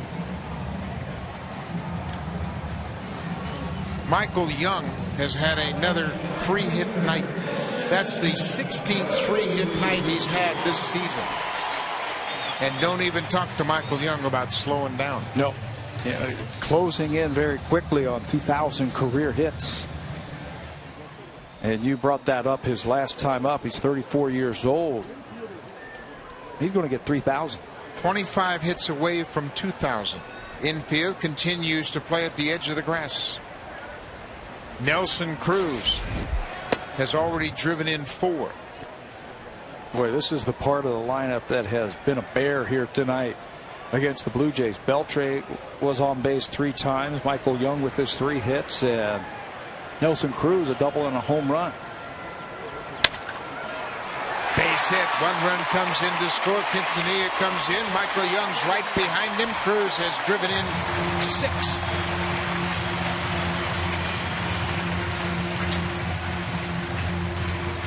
Nelson Cruz has 62 RBI now with a 6 night. Take it right back through the middle. Infield's in. And a good hitter becomes a great hitter. And not a whole lot of reaction time for the infielders as he hits it back through the middle. 3 hits for Cruz, 6 RBIs. He's a triple short of the cycle. It's 8-0 Texas.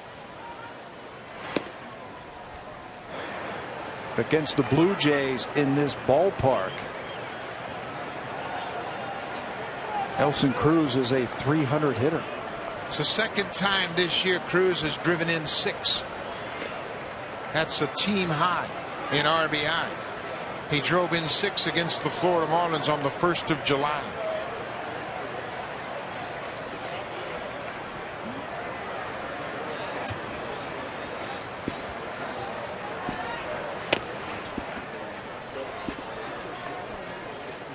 Mike Napoli, he picked up an RBI with a ground out.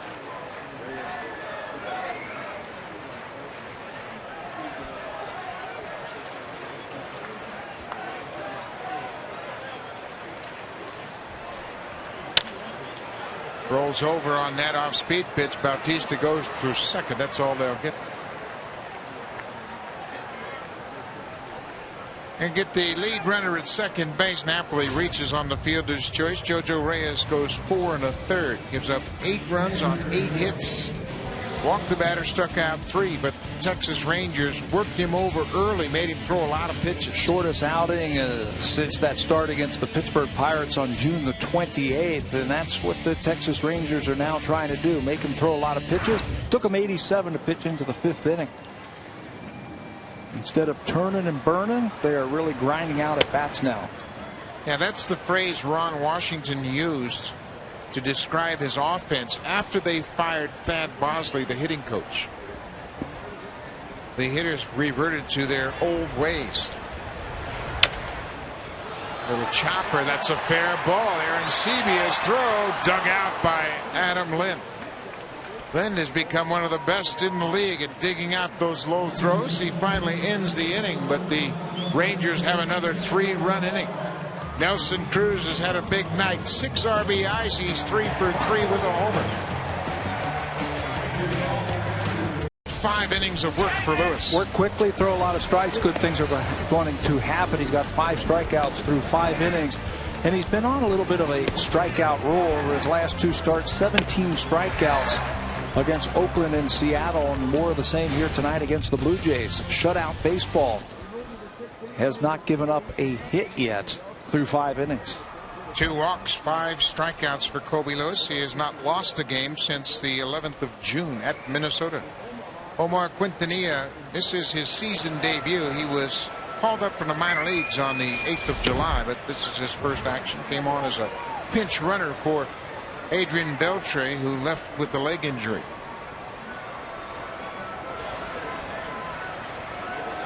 J.P. Arencibia. J.P. struck out his first time up.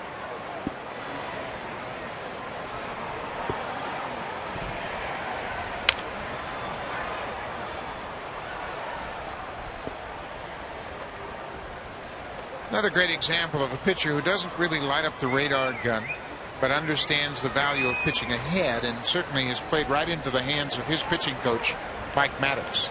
Looks a lot like Mike Maddox when he was playing.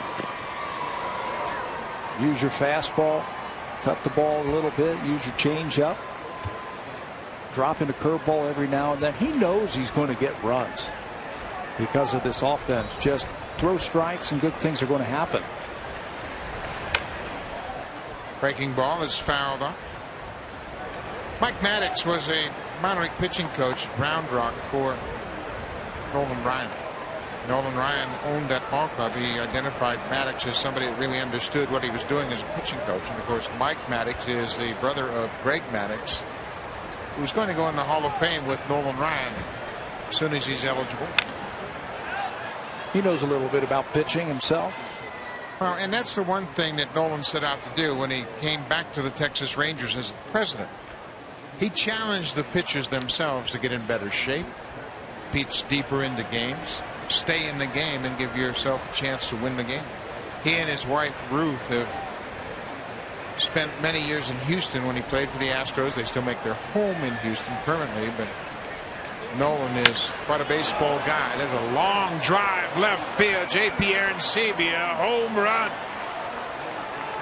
Arancibia, his 13th home run, is the first hit of the night against Colby Lewis.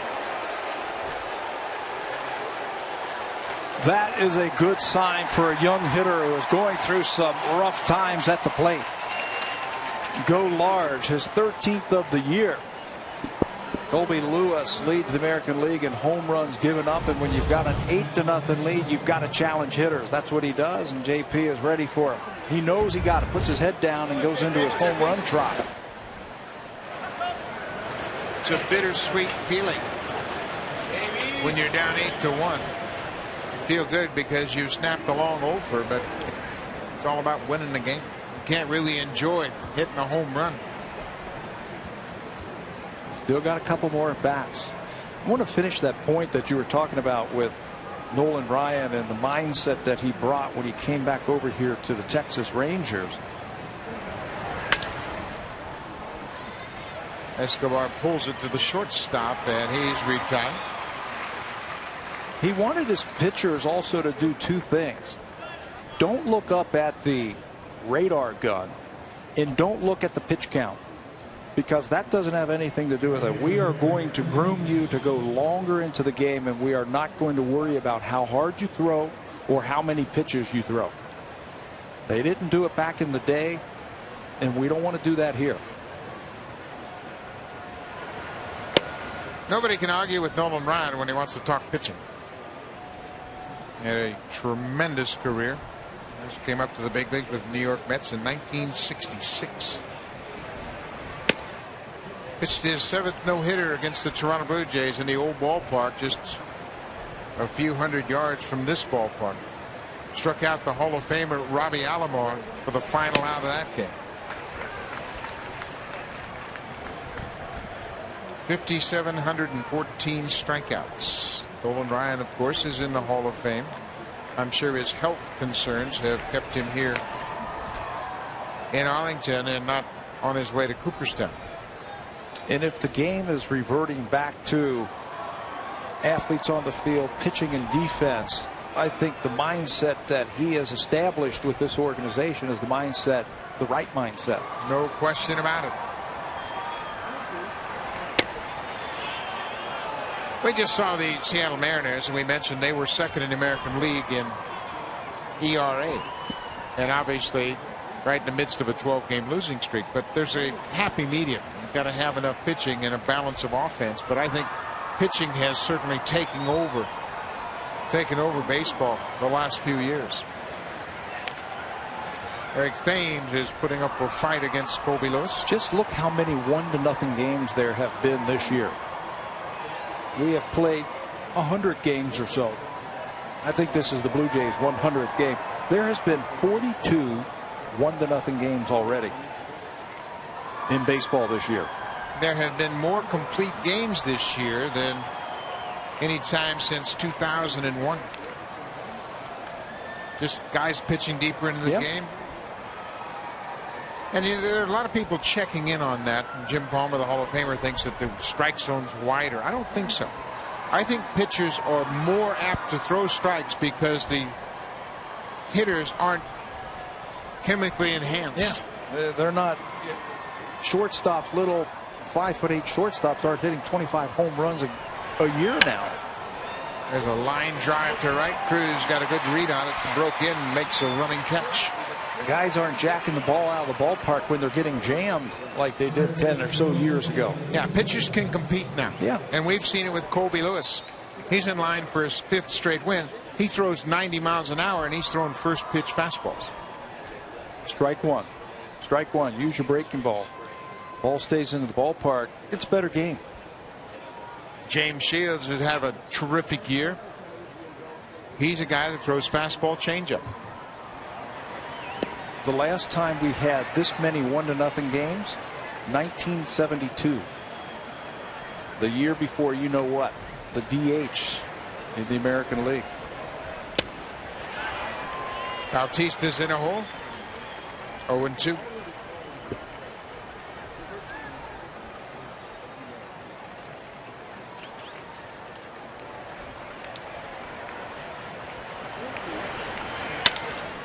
Off the end of the bat. Craig Gentry, the center fielder, is there. Colby Lewis retires Bautista to the end of the inning. But J.P. Arancibia, leading off the 6th, comes through with the first hit against Colby Lewis, and it's a big one.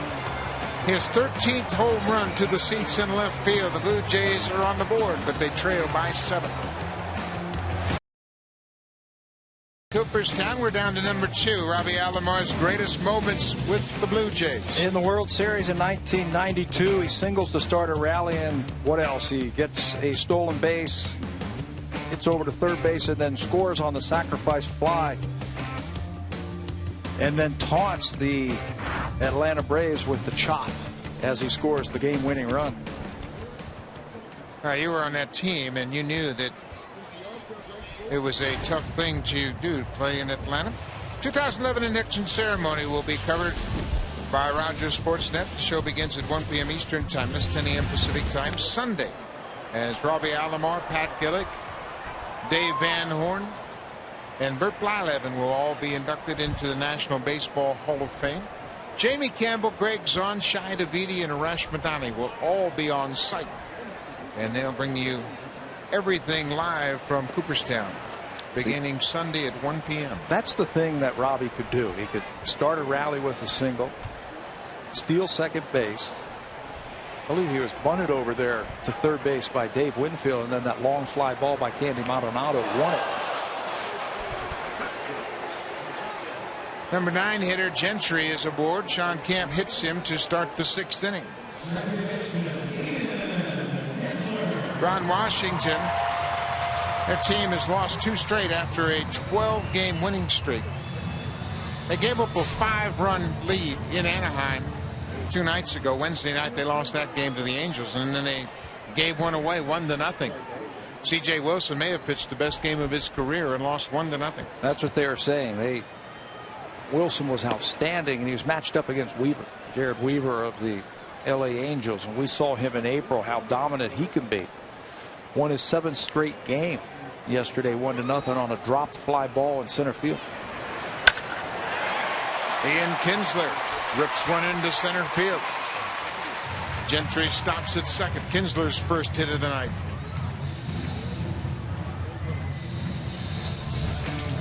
It's Canada's best-selling car 13 years in a row. Are you ready for the next generation Civic? 2 on, nobody out. It has cooled down a bit here. The breeze is kicked up. Kinsler with a single. He is now 1 for 4. Gentry got hit by a pitch. He's at second base. Elvis Andrews looking for his first hit of the night. He struck out, reached first on the wild pitch, and scored in the 5th.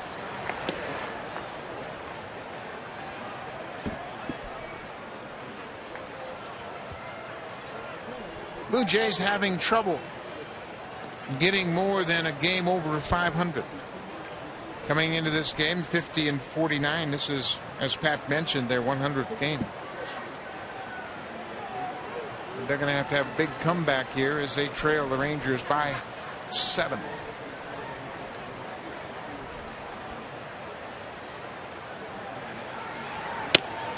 There's a strike. It's a ball and a strike to the Rangers shortstop. Some inconsistencies in your starting rotation will do that to you.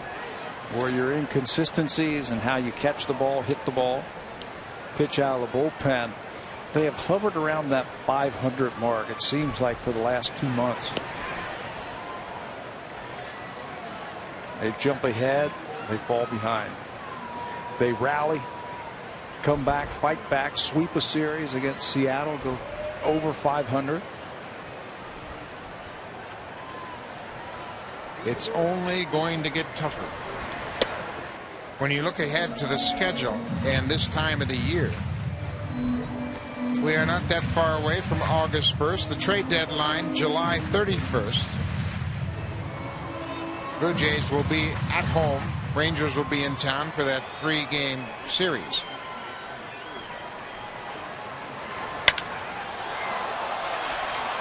Fly ball. Corey Patterson came in initially. Gentry's tagging at second. The throw goes to second. Here's Kinsler moving up.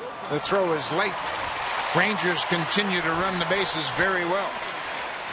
You know, it is so fun to watch a team that plays the game the right way. They have weapons offensively, and they take advantage of it. They're aggressive on the bases. They're aggressive in the batter's box. They're aggressive in the field. They're up 8-1 in the 6th inning. That's how Ron Washington played this game.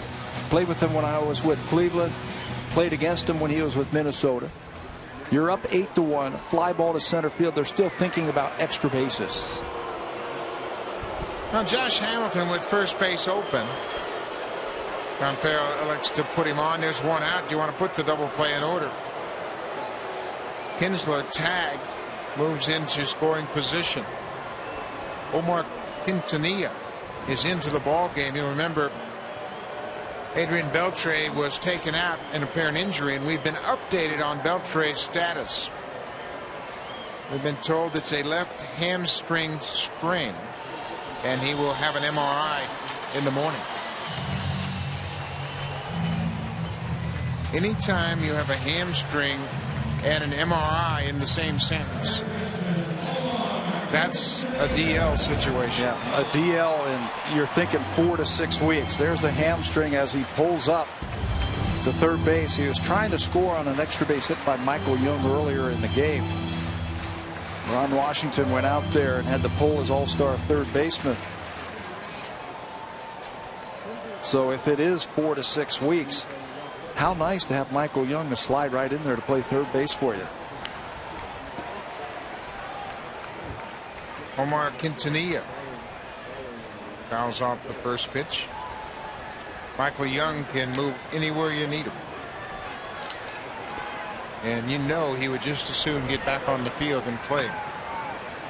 You don't want to see anybody get injured, but he's always prepared to do whatever they need. That's a foul ball.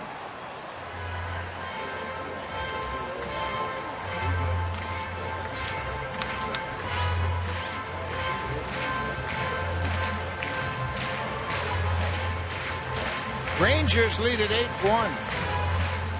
Greg Gentry got hit by a pitch. Ian Kinsler singled to center. They moved up on the out, and then Josh Hamilton was issued the intentional walk.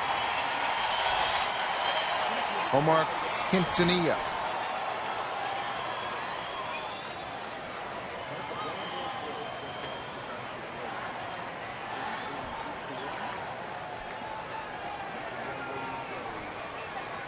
Quintanilla played shortstop in the Pacific Coast League for AAA.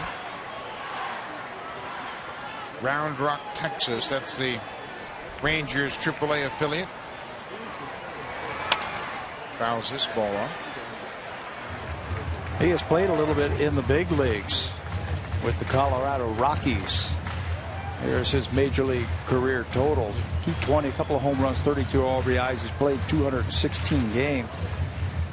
He has seen action at the major league level at second base, shortstop, third base. Does not have a hit this year. Hasn't been in a big league since 2009.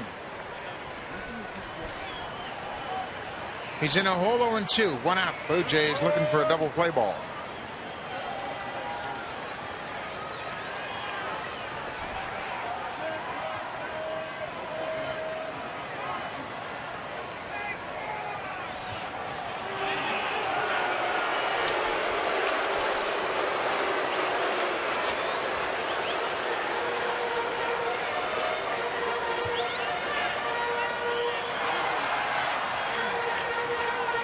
Graham Butterfield reminding the infielders of what their assignments are. Double play ball, that's what they want. You can see the middle infield, the double play depth. Bautista in on the edge of the grass. Third is Adam Lynn. If any balls hit the Bautista's left, his momentum will take the ball around the diamond. That ball's fouled down the right field line. Anything else, the corners are going to go home to first. Try and get that double play. Can't afford to give up any more runs.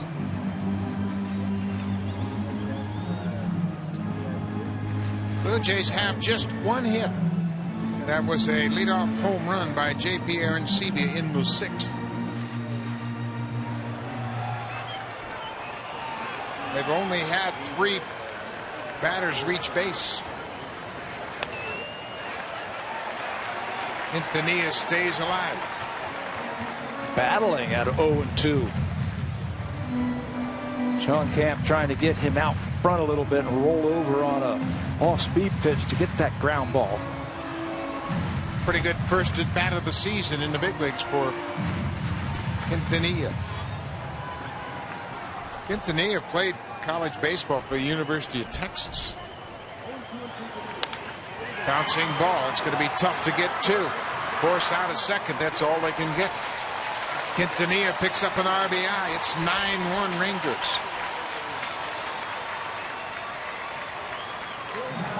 Fans, a reminder, the Rogers Road Trip Contest is here. Enter to win a trip for you and 3 of your friends to see the Blue Jays play the Yankees in New York City.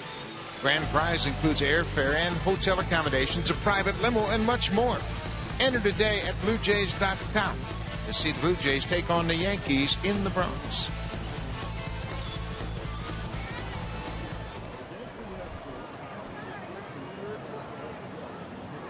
Michael Young with 4 hits already tonight.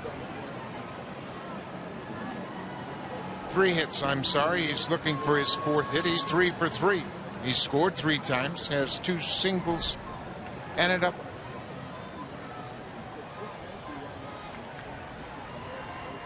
We were talking earlier tonight about Michael Young. They weren't sure if he was going to be a power hitter. He's going to be able to hit at the big league level. Well, he's answered that. But he's also produced runs. He might not hit 20 home runs anymore, but he produces runs. 327 average, 65 RBIs. And this is when he gets tough. Grinds it out with runners in scoring position. Michael Young was going to be a good player. Obviously, he's got terrific athletic ability. But he may have really been perfectly suited to play in this ballpark. That's the reason why. He can really hit that ball to right field. The ball gets by Thames. Kinsler comes in to score. Michael Young will end up at second base. There's his 4th hit of the night. You were just a little early. You knew he was going to get 4. He can hit the ball the other way. Runners in scoring position, 374 this year. I mean, he just dials it up just another notch when there are runners out there. He's got good plate coverage, takes the ball the other way. With that good swing, you can't throw the ball down and away. Picks up the hit, the RBI. The ball gets by Thames. And Eric Thames has been charged with an error. Nelson Cruz, 1 run in. Michael Young right behind him. Nelson Cruz has had a night. 8 RBIs for Nelson Cruz. Again, the middle of that lineup doing some serious damage against the Blue Jays. Cruz has driven in 8 of the runs tonight. 8 of the 12 driven in by Cruz. Just a solid single to center field. His 4th hit. That is a new season high in RBIs for the Rangers. Cruz had driven in 6 tonight, tied his own season high from July 1st. Now he set the bar pretty high.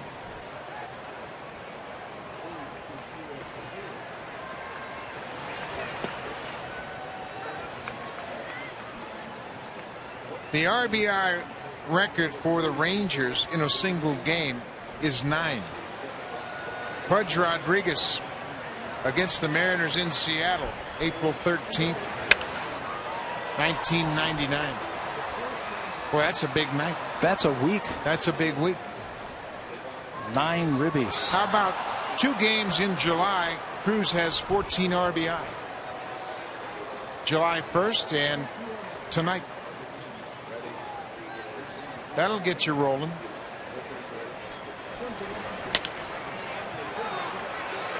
Reached for, and Bautista, desperation throw, but Mike Napoli has an infield hit.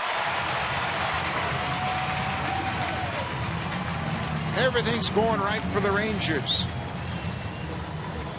They hit it hard, they find a hole. They hit it soft, they find a hole. Nothing Jose Bautista could do about this one. It's a swinging bunt. He's got to play deep for Napoli. He does everything. Comes in, charges, bare hand, throws on the run. And a good throw, but Napoli just beats it. 13 hits now for the Rangers.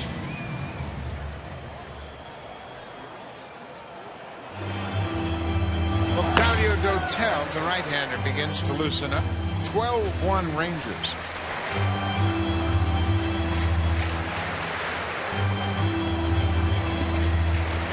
Rangers season high in run score 15, also on July 1st in the game where Cruz had 6 RBI.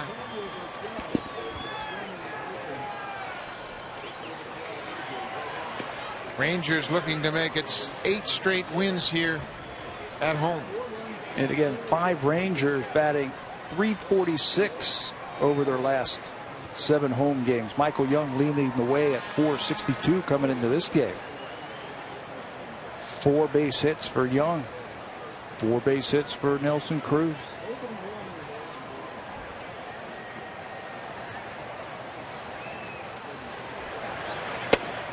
Beltre had 2 hits before he left the ball game.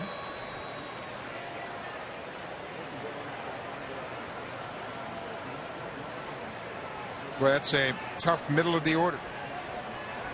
Mike Napoli and his power has stretched out the strength of their lineup. Torrealba. Fielder's choice, force out at second base. The Rangers are finally retired, but they send 9 men to the plate here in the 6th inning. Put up a 4 spot. Big night for Nelson Cruz and the Ranger hitters. They lead 12-1.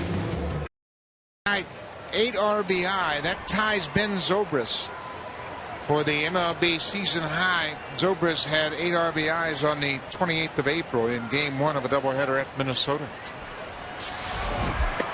And he might come up again.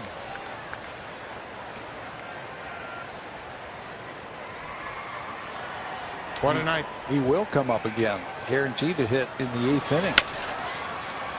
Adam Lind gets a base hit to center field. Just the 2nd hit of the night off Colby Lewis. We are in the 7th inning. It's been all Rangers.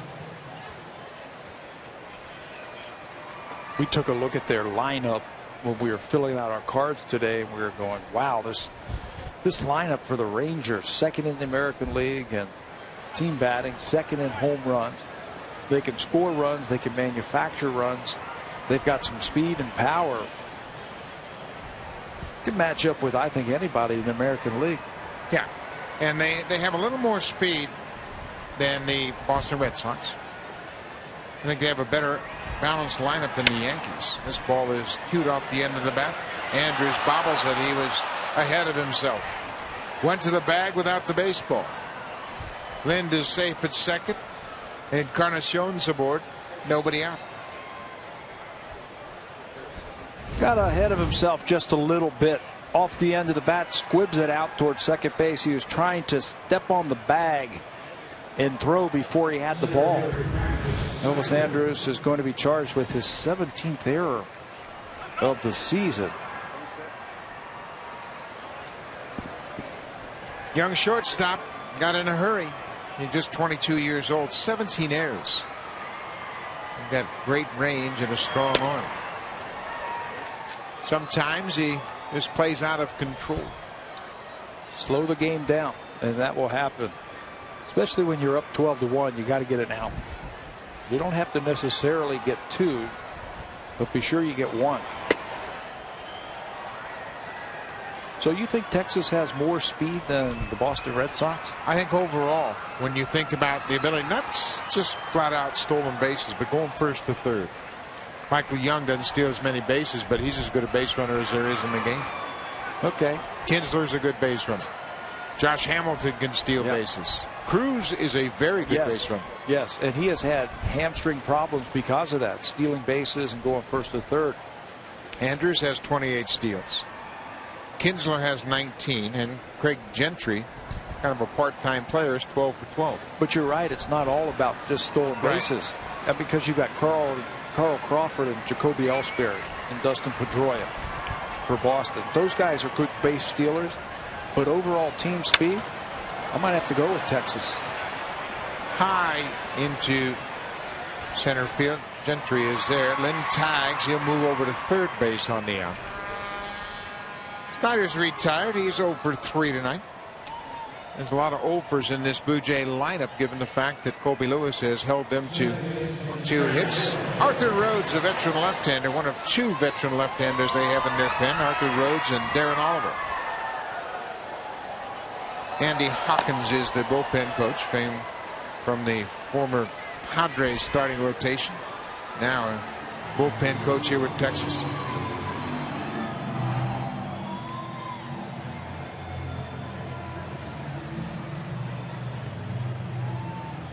So Greg Maddux out to give Colby Lewis a little breather and get the bullpen a chance to get ready. I'm sure they'd like to have Lewis finish the 7th.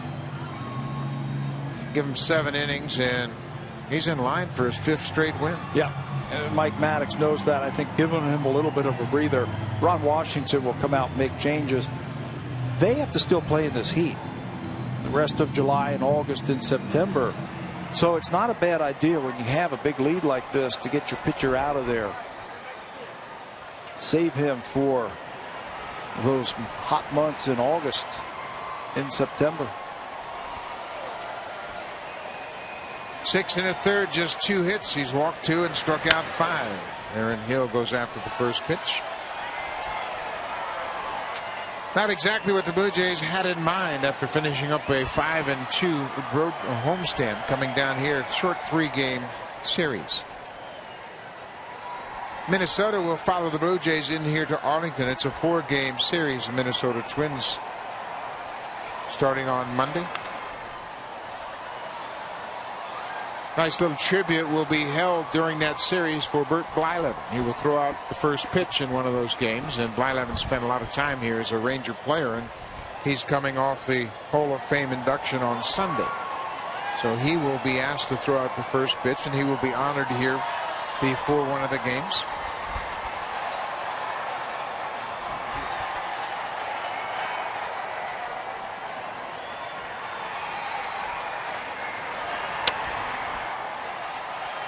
Hill goes after a tough pitch and fouls it out of play. 101 pitches now for Colby Lewis. And you're right, it's all about conservation. This is a 2-run game. Colby Lewis wouldn't even think about coming out, but he's got 11-run lead. And remember, he's coming off a career high 121 pitches in his last start on Sunday versus Seattle. This ball is over near the railing and back into the seats, about 4 rows.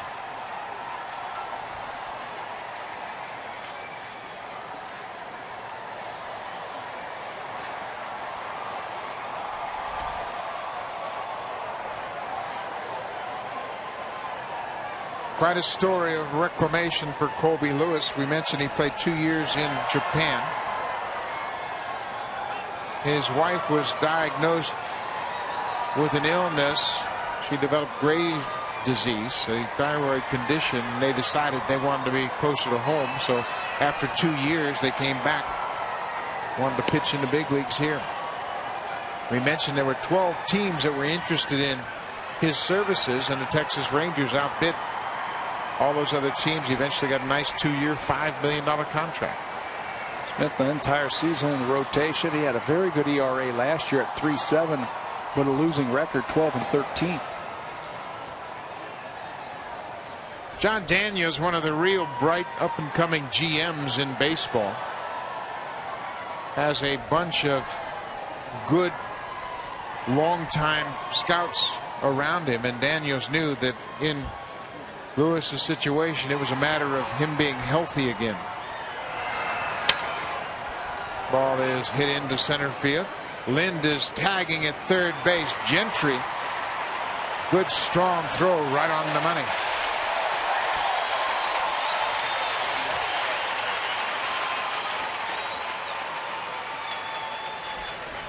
Rangers have used 6 different center fielders, and they're all athletic.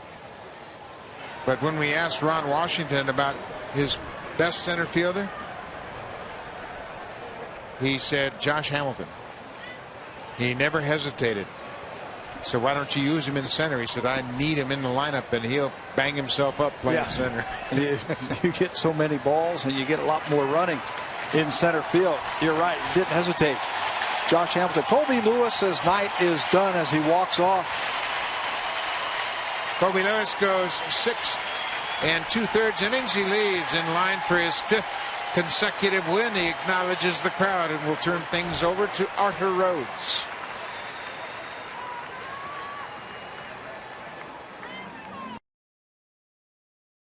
This 3-game series, and then the Orioles will come to town. A 3-game series Tuesday, Wednesday, and Thursday. Then this same Texas Ranger Ball Club will be in over the weekend. Lots of great baseball action coming up at Rogers Center, and if you want tickets, call the Blue Jays directly at 416-341-1234. You can log on to BlueJays.com or stop by most Rogers Plus locations and pick up your tickets. Orioles and Rangers when the Blue Jays get back to Toronto. The veteran left-hander Arthur Rhodes comes on after Colby Lewis goes 6 2/3. Just 28 games this year for Arthur Rhodes. He last pitched on July the 4th at Baltimore. There are his numbers. The big left-hander, he's been around for a long time, has Rhodes. He has pitched for the Cincinnati Reds in his career, the Texas Rangers, started with the Baltimore Orioles. Adam Lind at third base. Rhodes now in his 19th big league season.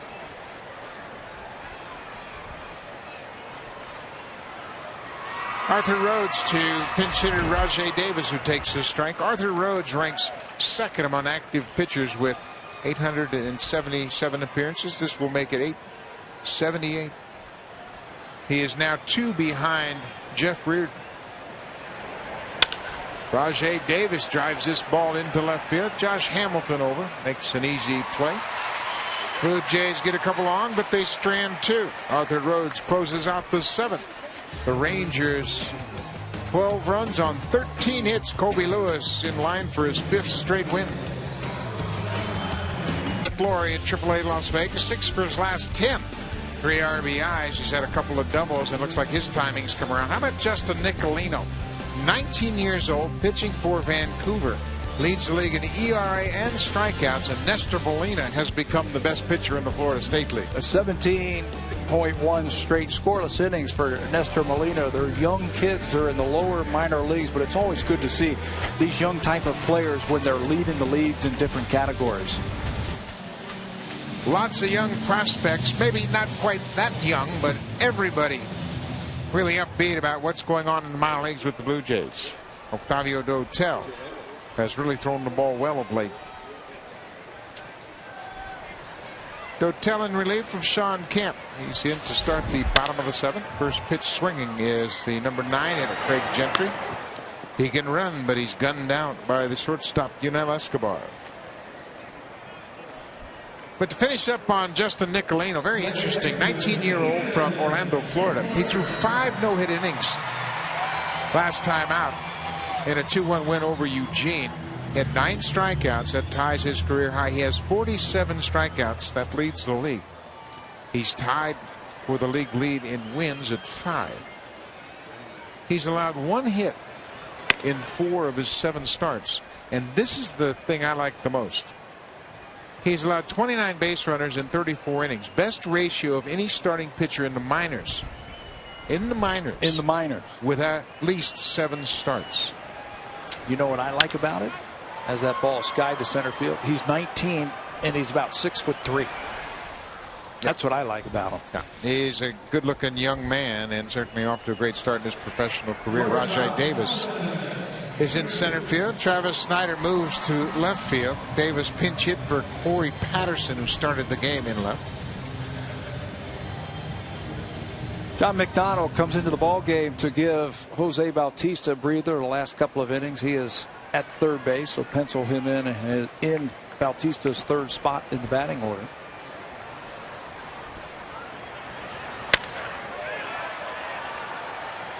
Right to the right fielder. Elvis Andrus is retired. A quick inning, just 4 pitches.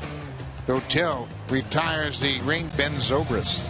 Zobrist did it back in April against Minnesota. Nelson Cruz has had a 6 RBI game this month and now an 8 RBI game, and the Rangers have done a number on the Blue Jays tonight. And they certainly do love Nelson Cruz here. Well, he's become an important part of this offense. Good outfielder as well. J.P. Aronsebi got the first hit of the ball game for the Blue Jays, leading off the 6th inning. A solo home run, his 13th. Drives this ball to center field. Gentry back on the run at the track, up against the wall, home run. Aronsebi has gone deep for a 2nd time tonight.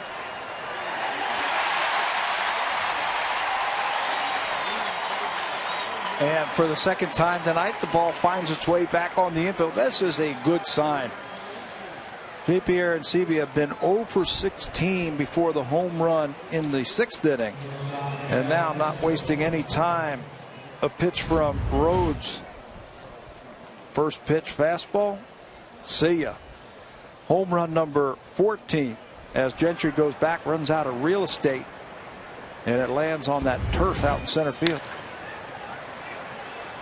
Escobar pops it up. Cruz over near the foul line. One out here in Arlington. Let's check in for an update. Here's Rob Falls.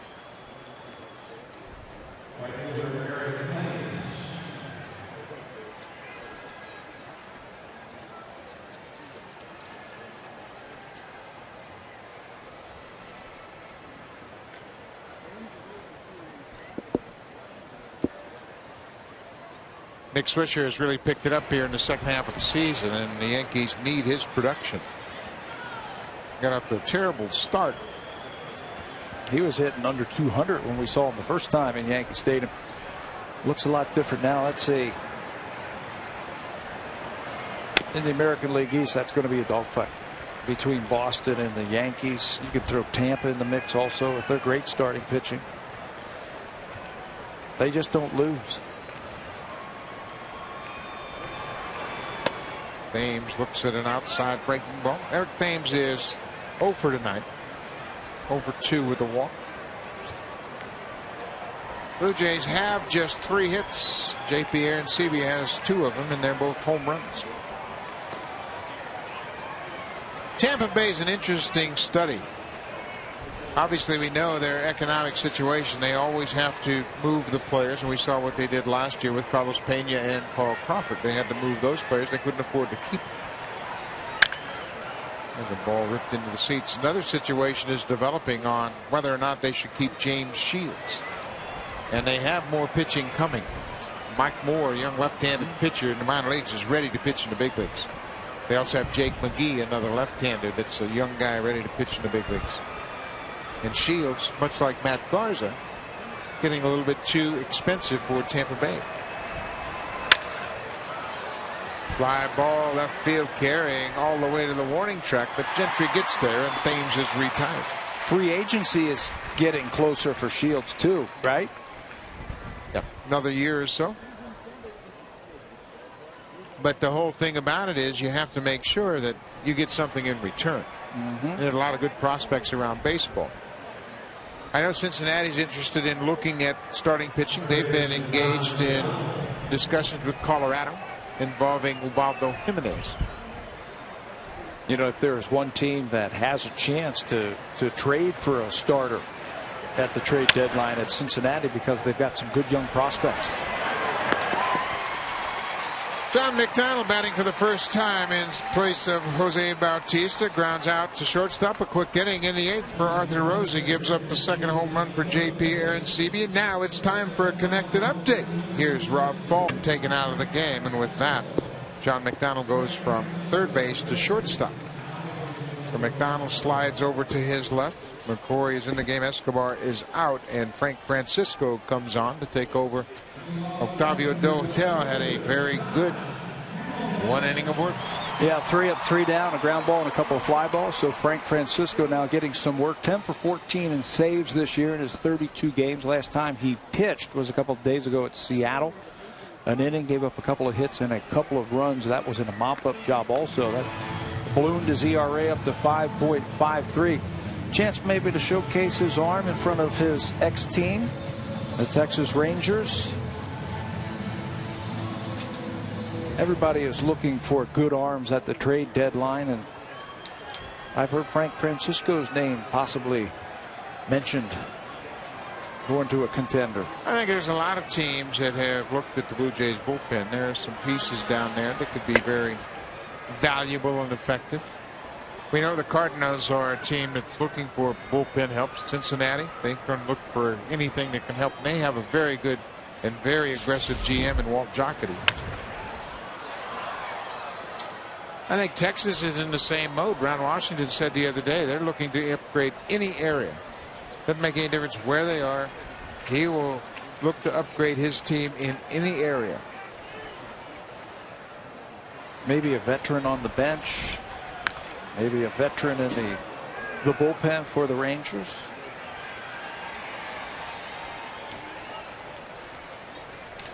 Well, you know that the Angels are on the heels of the Rangers. Rangers will pay the Angels 10 times before the season is over.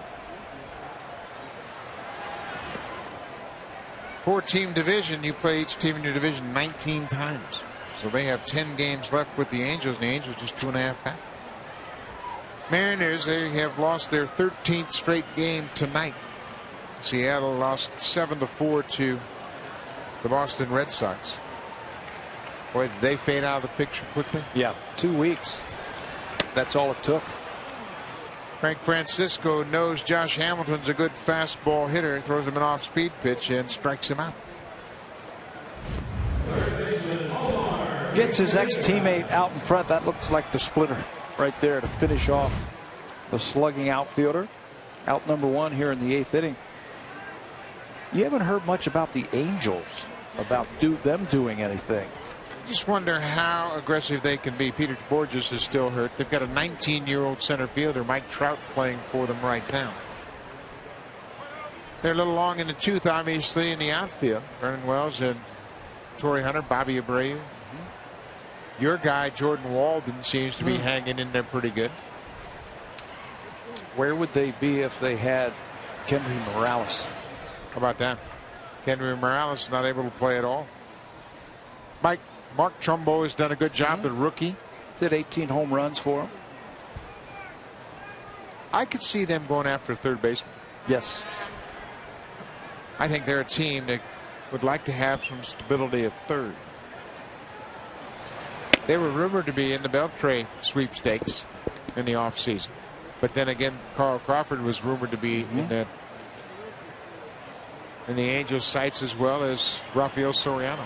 And it turned out that none of those guys were really targeted by the Angels. You know someone's going to come in and just blow somebody away. Somebody we're not even thinking about. You know, somebody, and you mentioned Cincinnati. They got Yonder Alonso, and they got a lot of talented players down. You start to get close, and what are we now? Just 9 days away from the trade deadline. Good fastball, and Francisco strikes out second man in the inning. I tell you how fast things change. About as fast as it took Adrian Beltre to run from second to third and strain his hamstring. Yeah. There might be another team looking for a third baseman. Because if he goes for an MRI tomorrow and it's a difficult grade of strain, I mean, you're talking 4 to 6 weeks. Yeah. And you don't have 4 to 6 weeks. No. You got to make a decision right now. Obviously, 4 weeks to take you middle of August. 6 weeks to take you the 1st of September. But that's how quickly things can change, and that's why we haven't seen any real blockbuster deals. And I won't call the Francisco Rodriguez deal a blockbuster. Mets were dumped salary.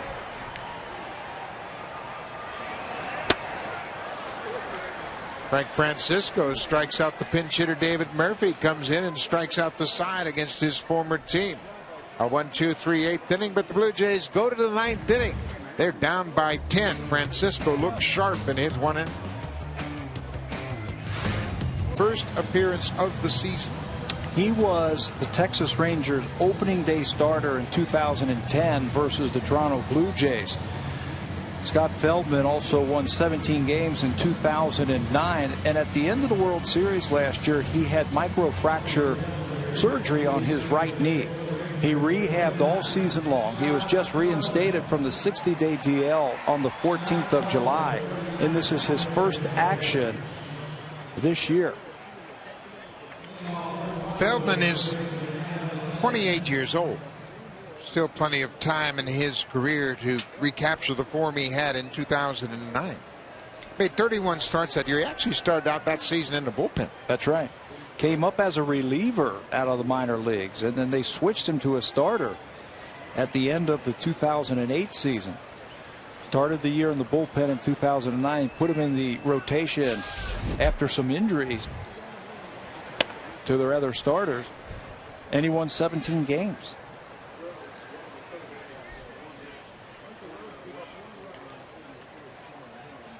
Adam Lind has a hit in 3 at-bats tonight.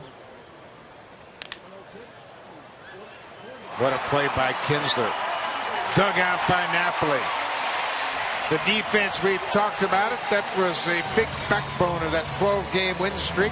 Kinsler gets into the act, takes a hit away from Adam Lind. Ron Washington told us that the defense has been the most impressive part of his team during that winning streak. And tonight, I have counted 4 plays by this defense to take away base hits by the Blue Jays. First, Kinsler backhanding this ball, ranging way out into the outfield, and then throwing the ball and dug out nicely by Mike Napoli at first base. What a play. Beltre took a hit away from Snyder. Hill was robbed by Josh Hamilton. Potential extra base hit in left field. And now Kinsler takes one away from Adam Lind. Edwin Encarnacion came into this game with a red-hot bat. Or if they could get Feldman back to where he was 2 years ago, they would really have something. That's like making a trade deadline acquisition. Yeah, picking up a proven veteran big leaguer who has had success in the big leagues. Doesn't look like he's throwing as hard as he did before the injury. But the thing about Feldman, sinker, slider, throws a heavy ball, threw a lot of strikes too. Feldman had 12 road wins in 2009. That was tied with CC Sabathia for the most in the big leagues.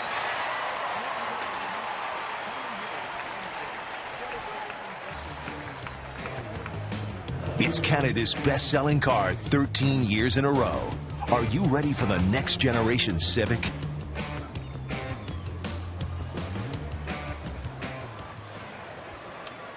Travis Snyder will step in. Blue Jays down to their final out. Rangers have shut down the Blue Jays dramatically. 2 runs on 3 hits.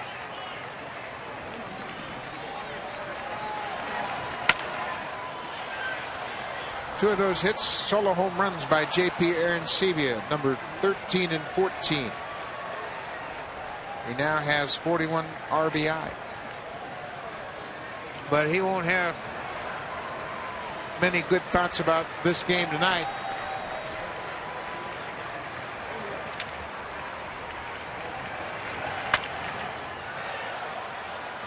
Oh, and 2. Feldman was never overpowering. He relied an awful lot on dramatic sinking fastball. He threw more from a 3/4 arm slot a couple of years ago, and that's where he got that big movement. Sinker, slider, get a lot of ground ball outs when he is right.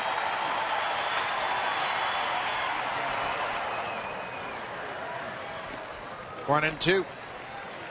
Rangers trying to make it 8 straight here at home. They haven't lost a home game since the 4th of July against the Florida Marlins. Swept the Oakland A's, swept the Baltimore Orioles right before the All-Star break.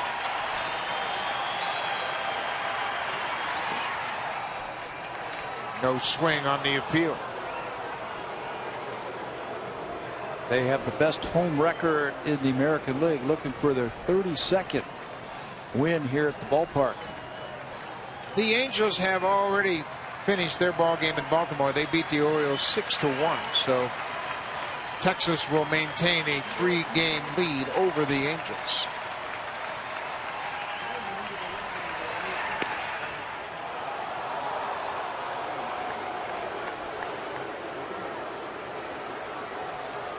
This would be the 32nd home win for Texas. Only Philadelphia and Milwaukee have more home wins. Make it 32 here at home.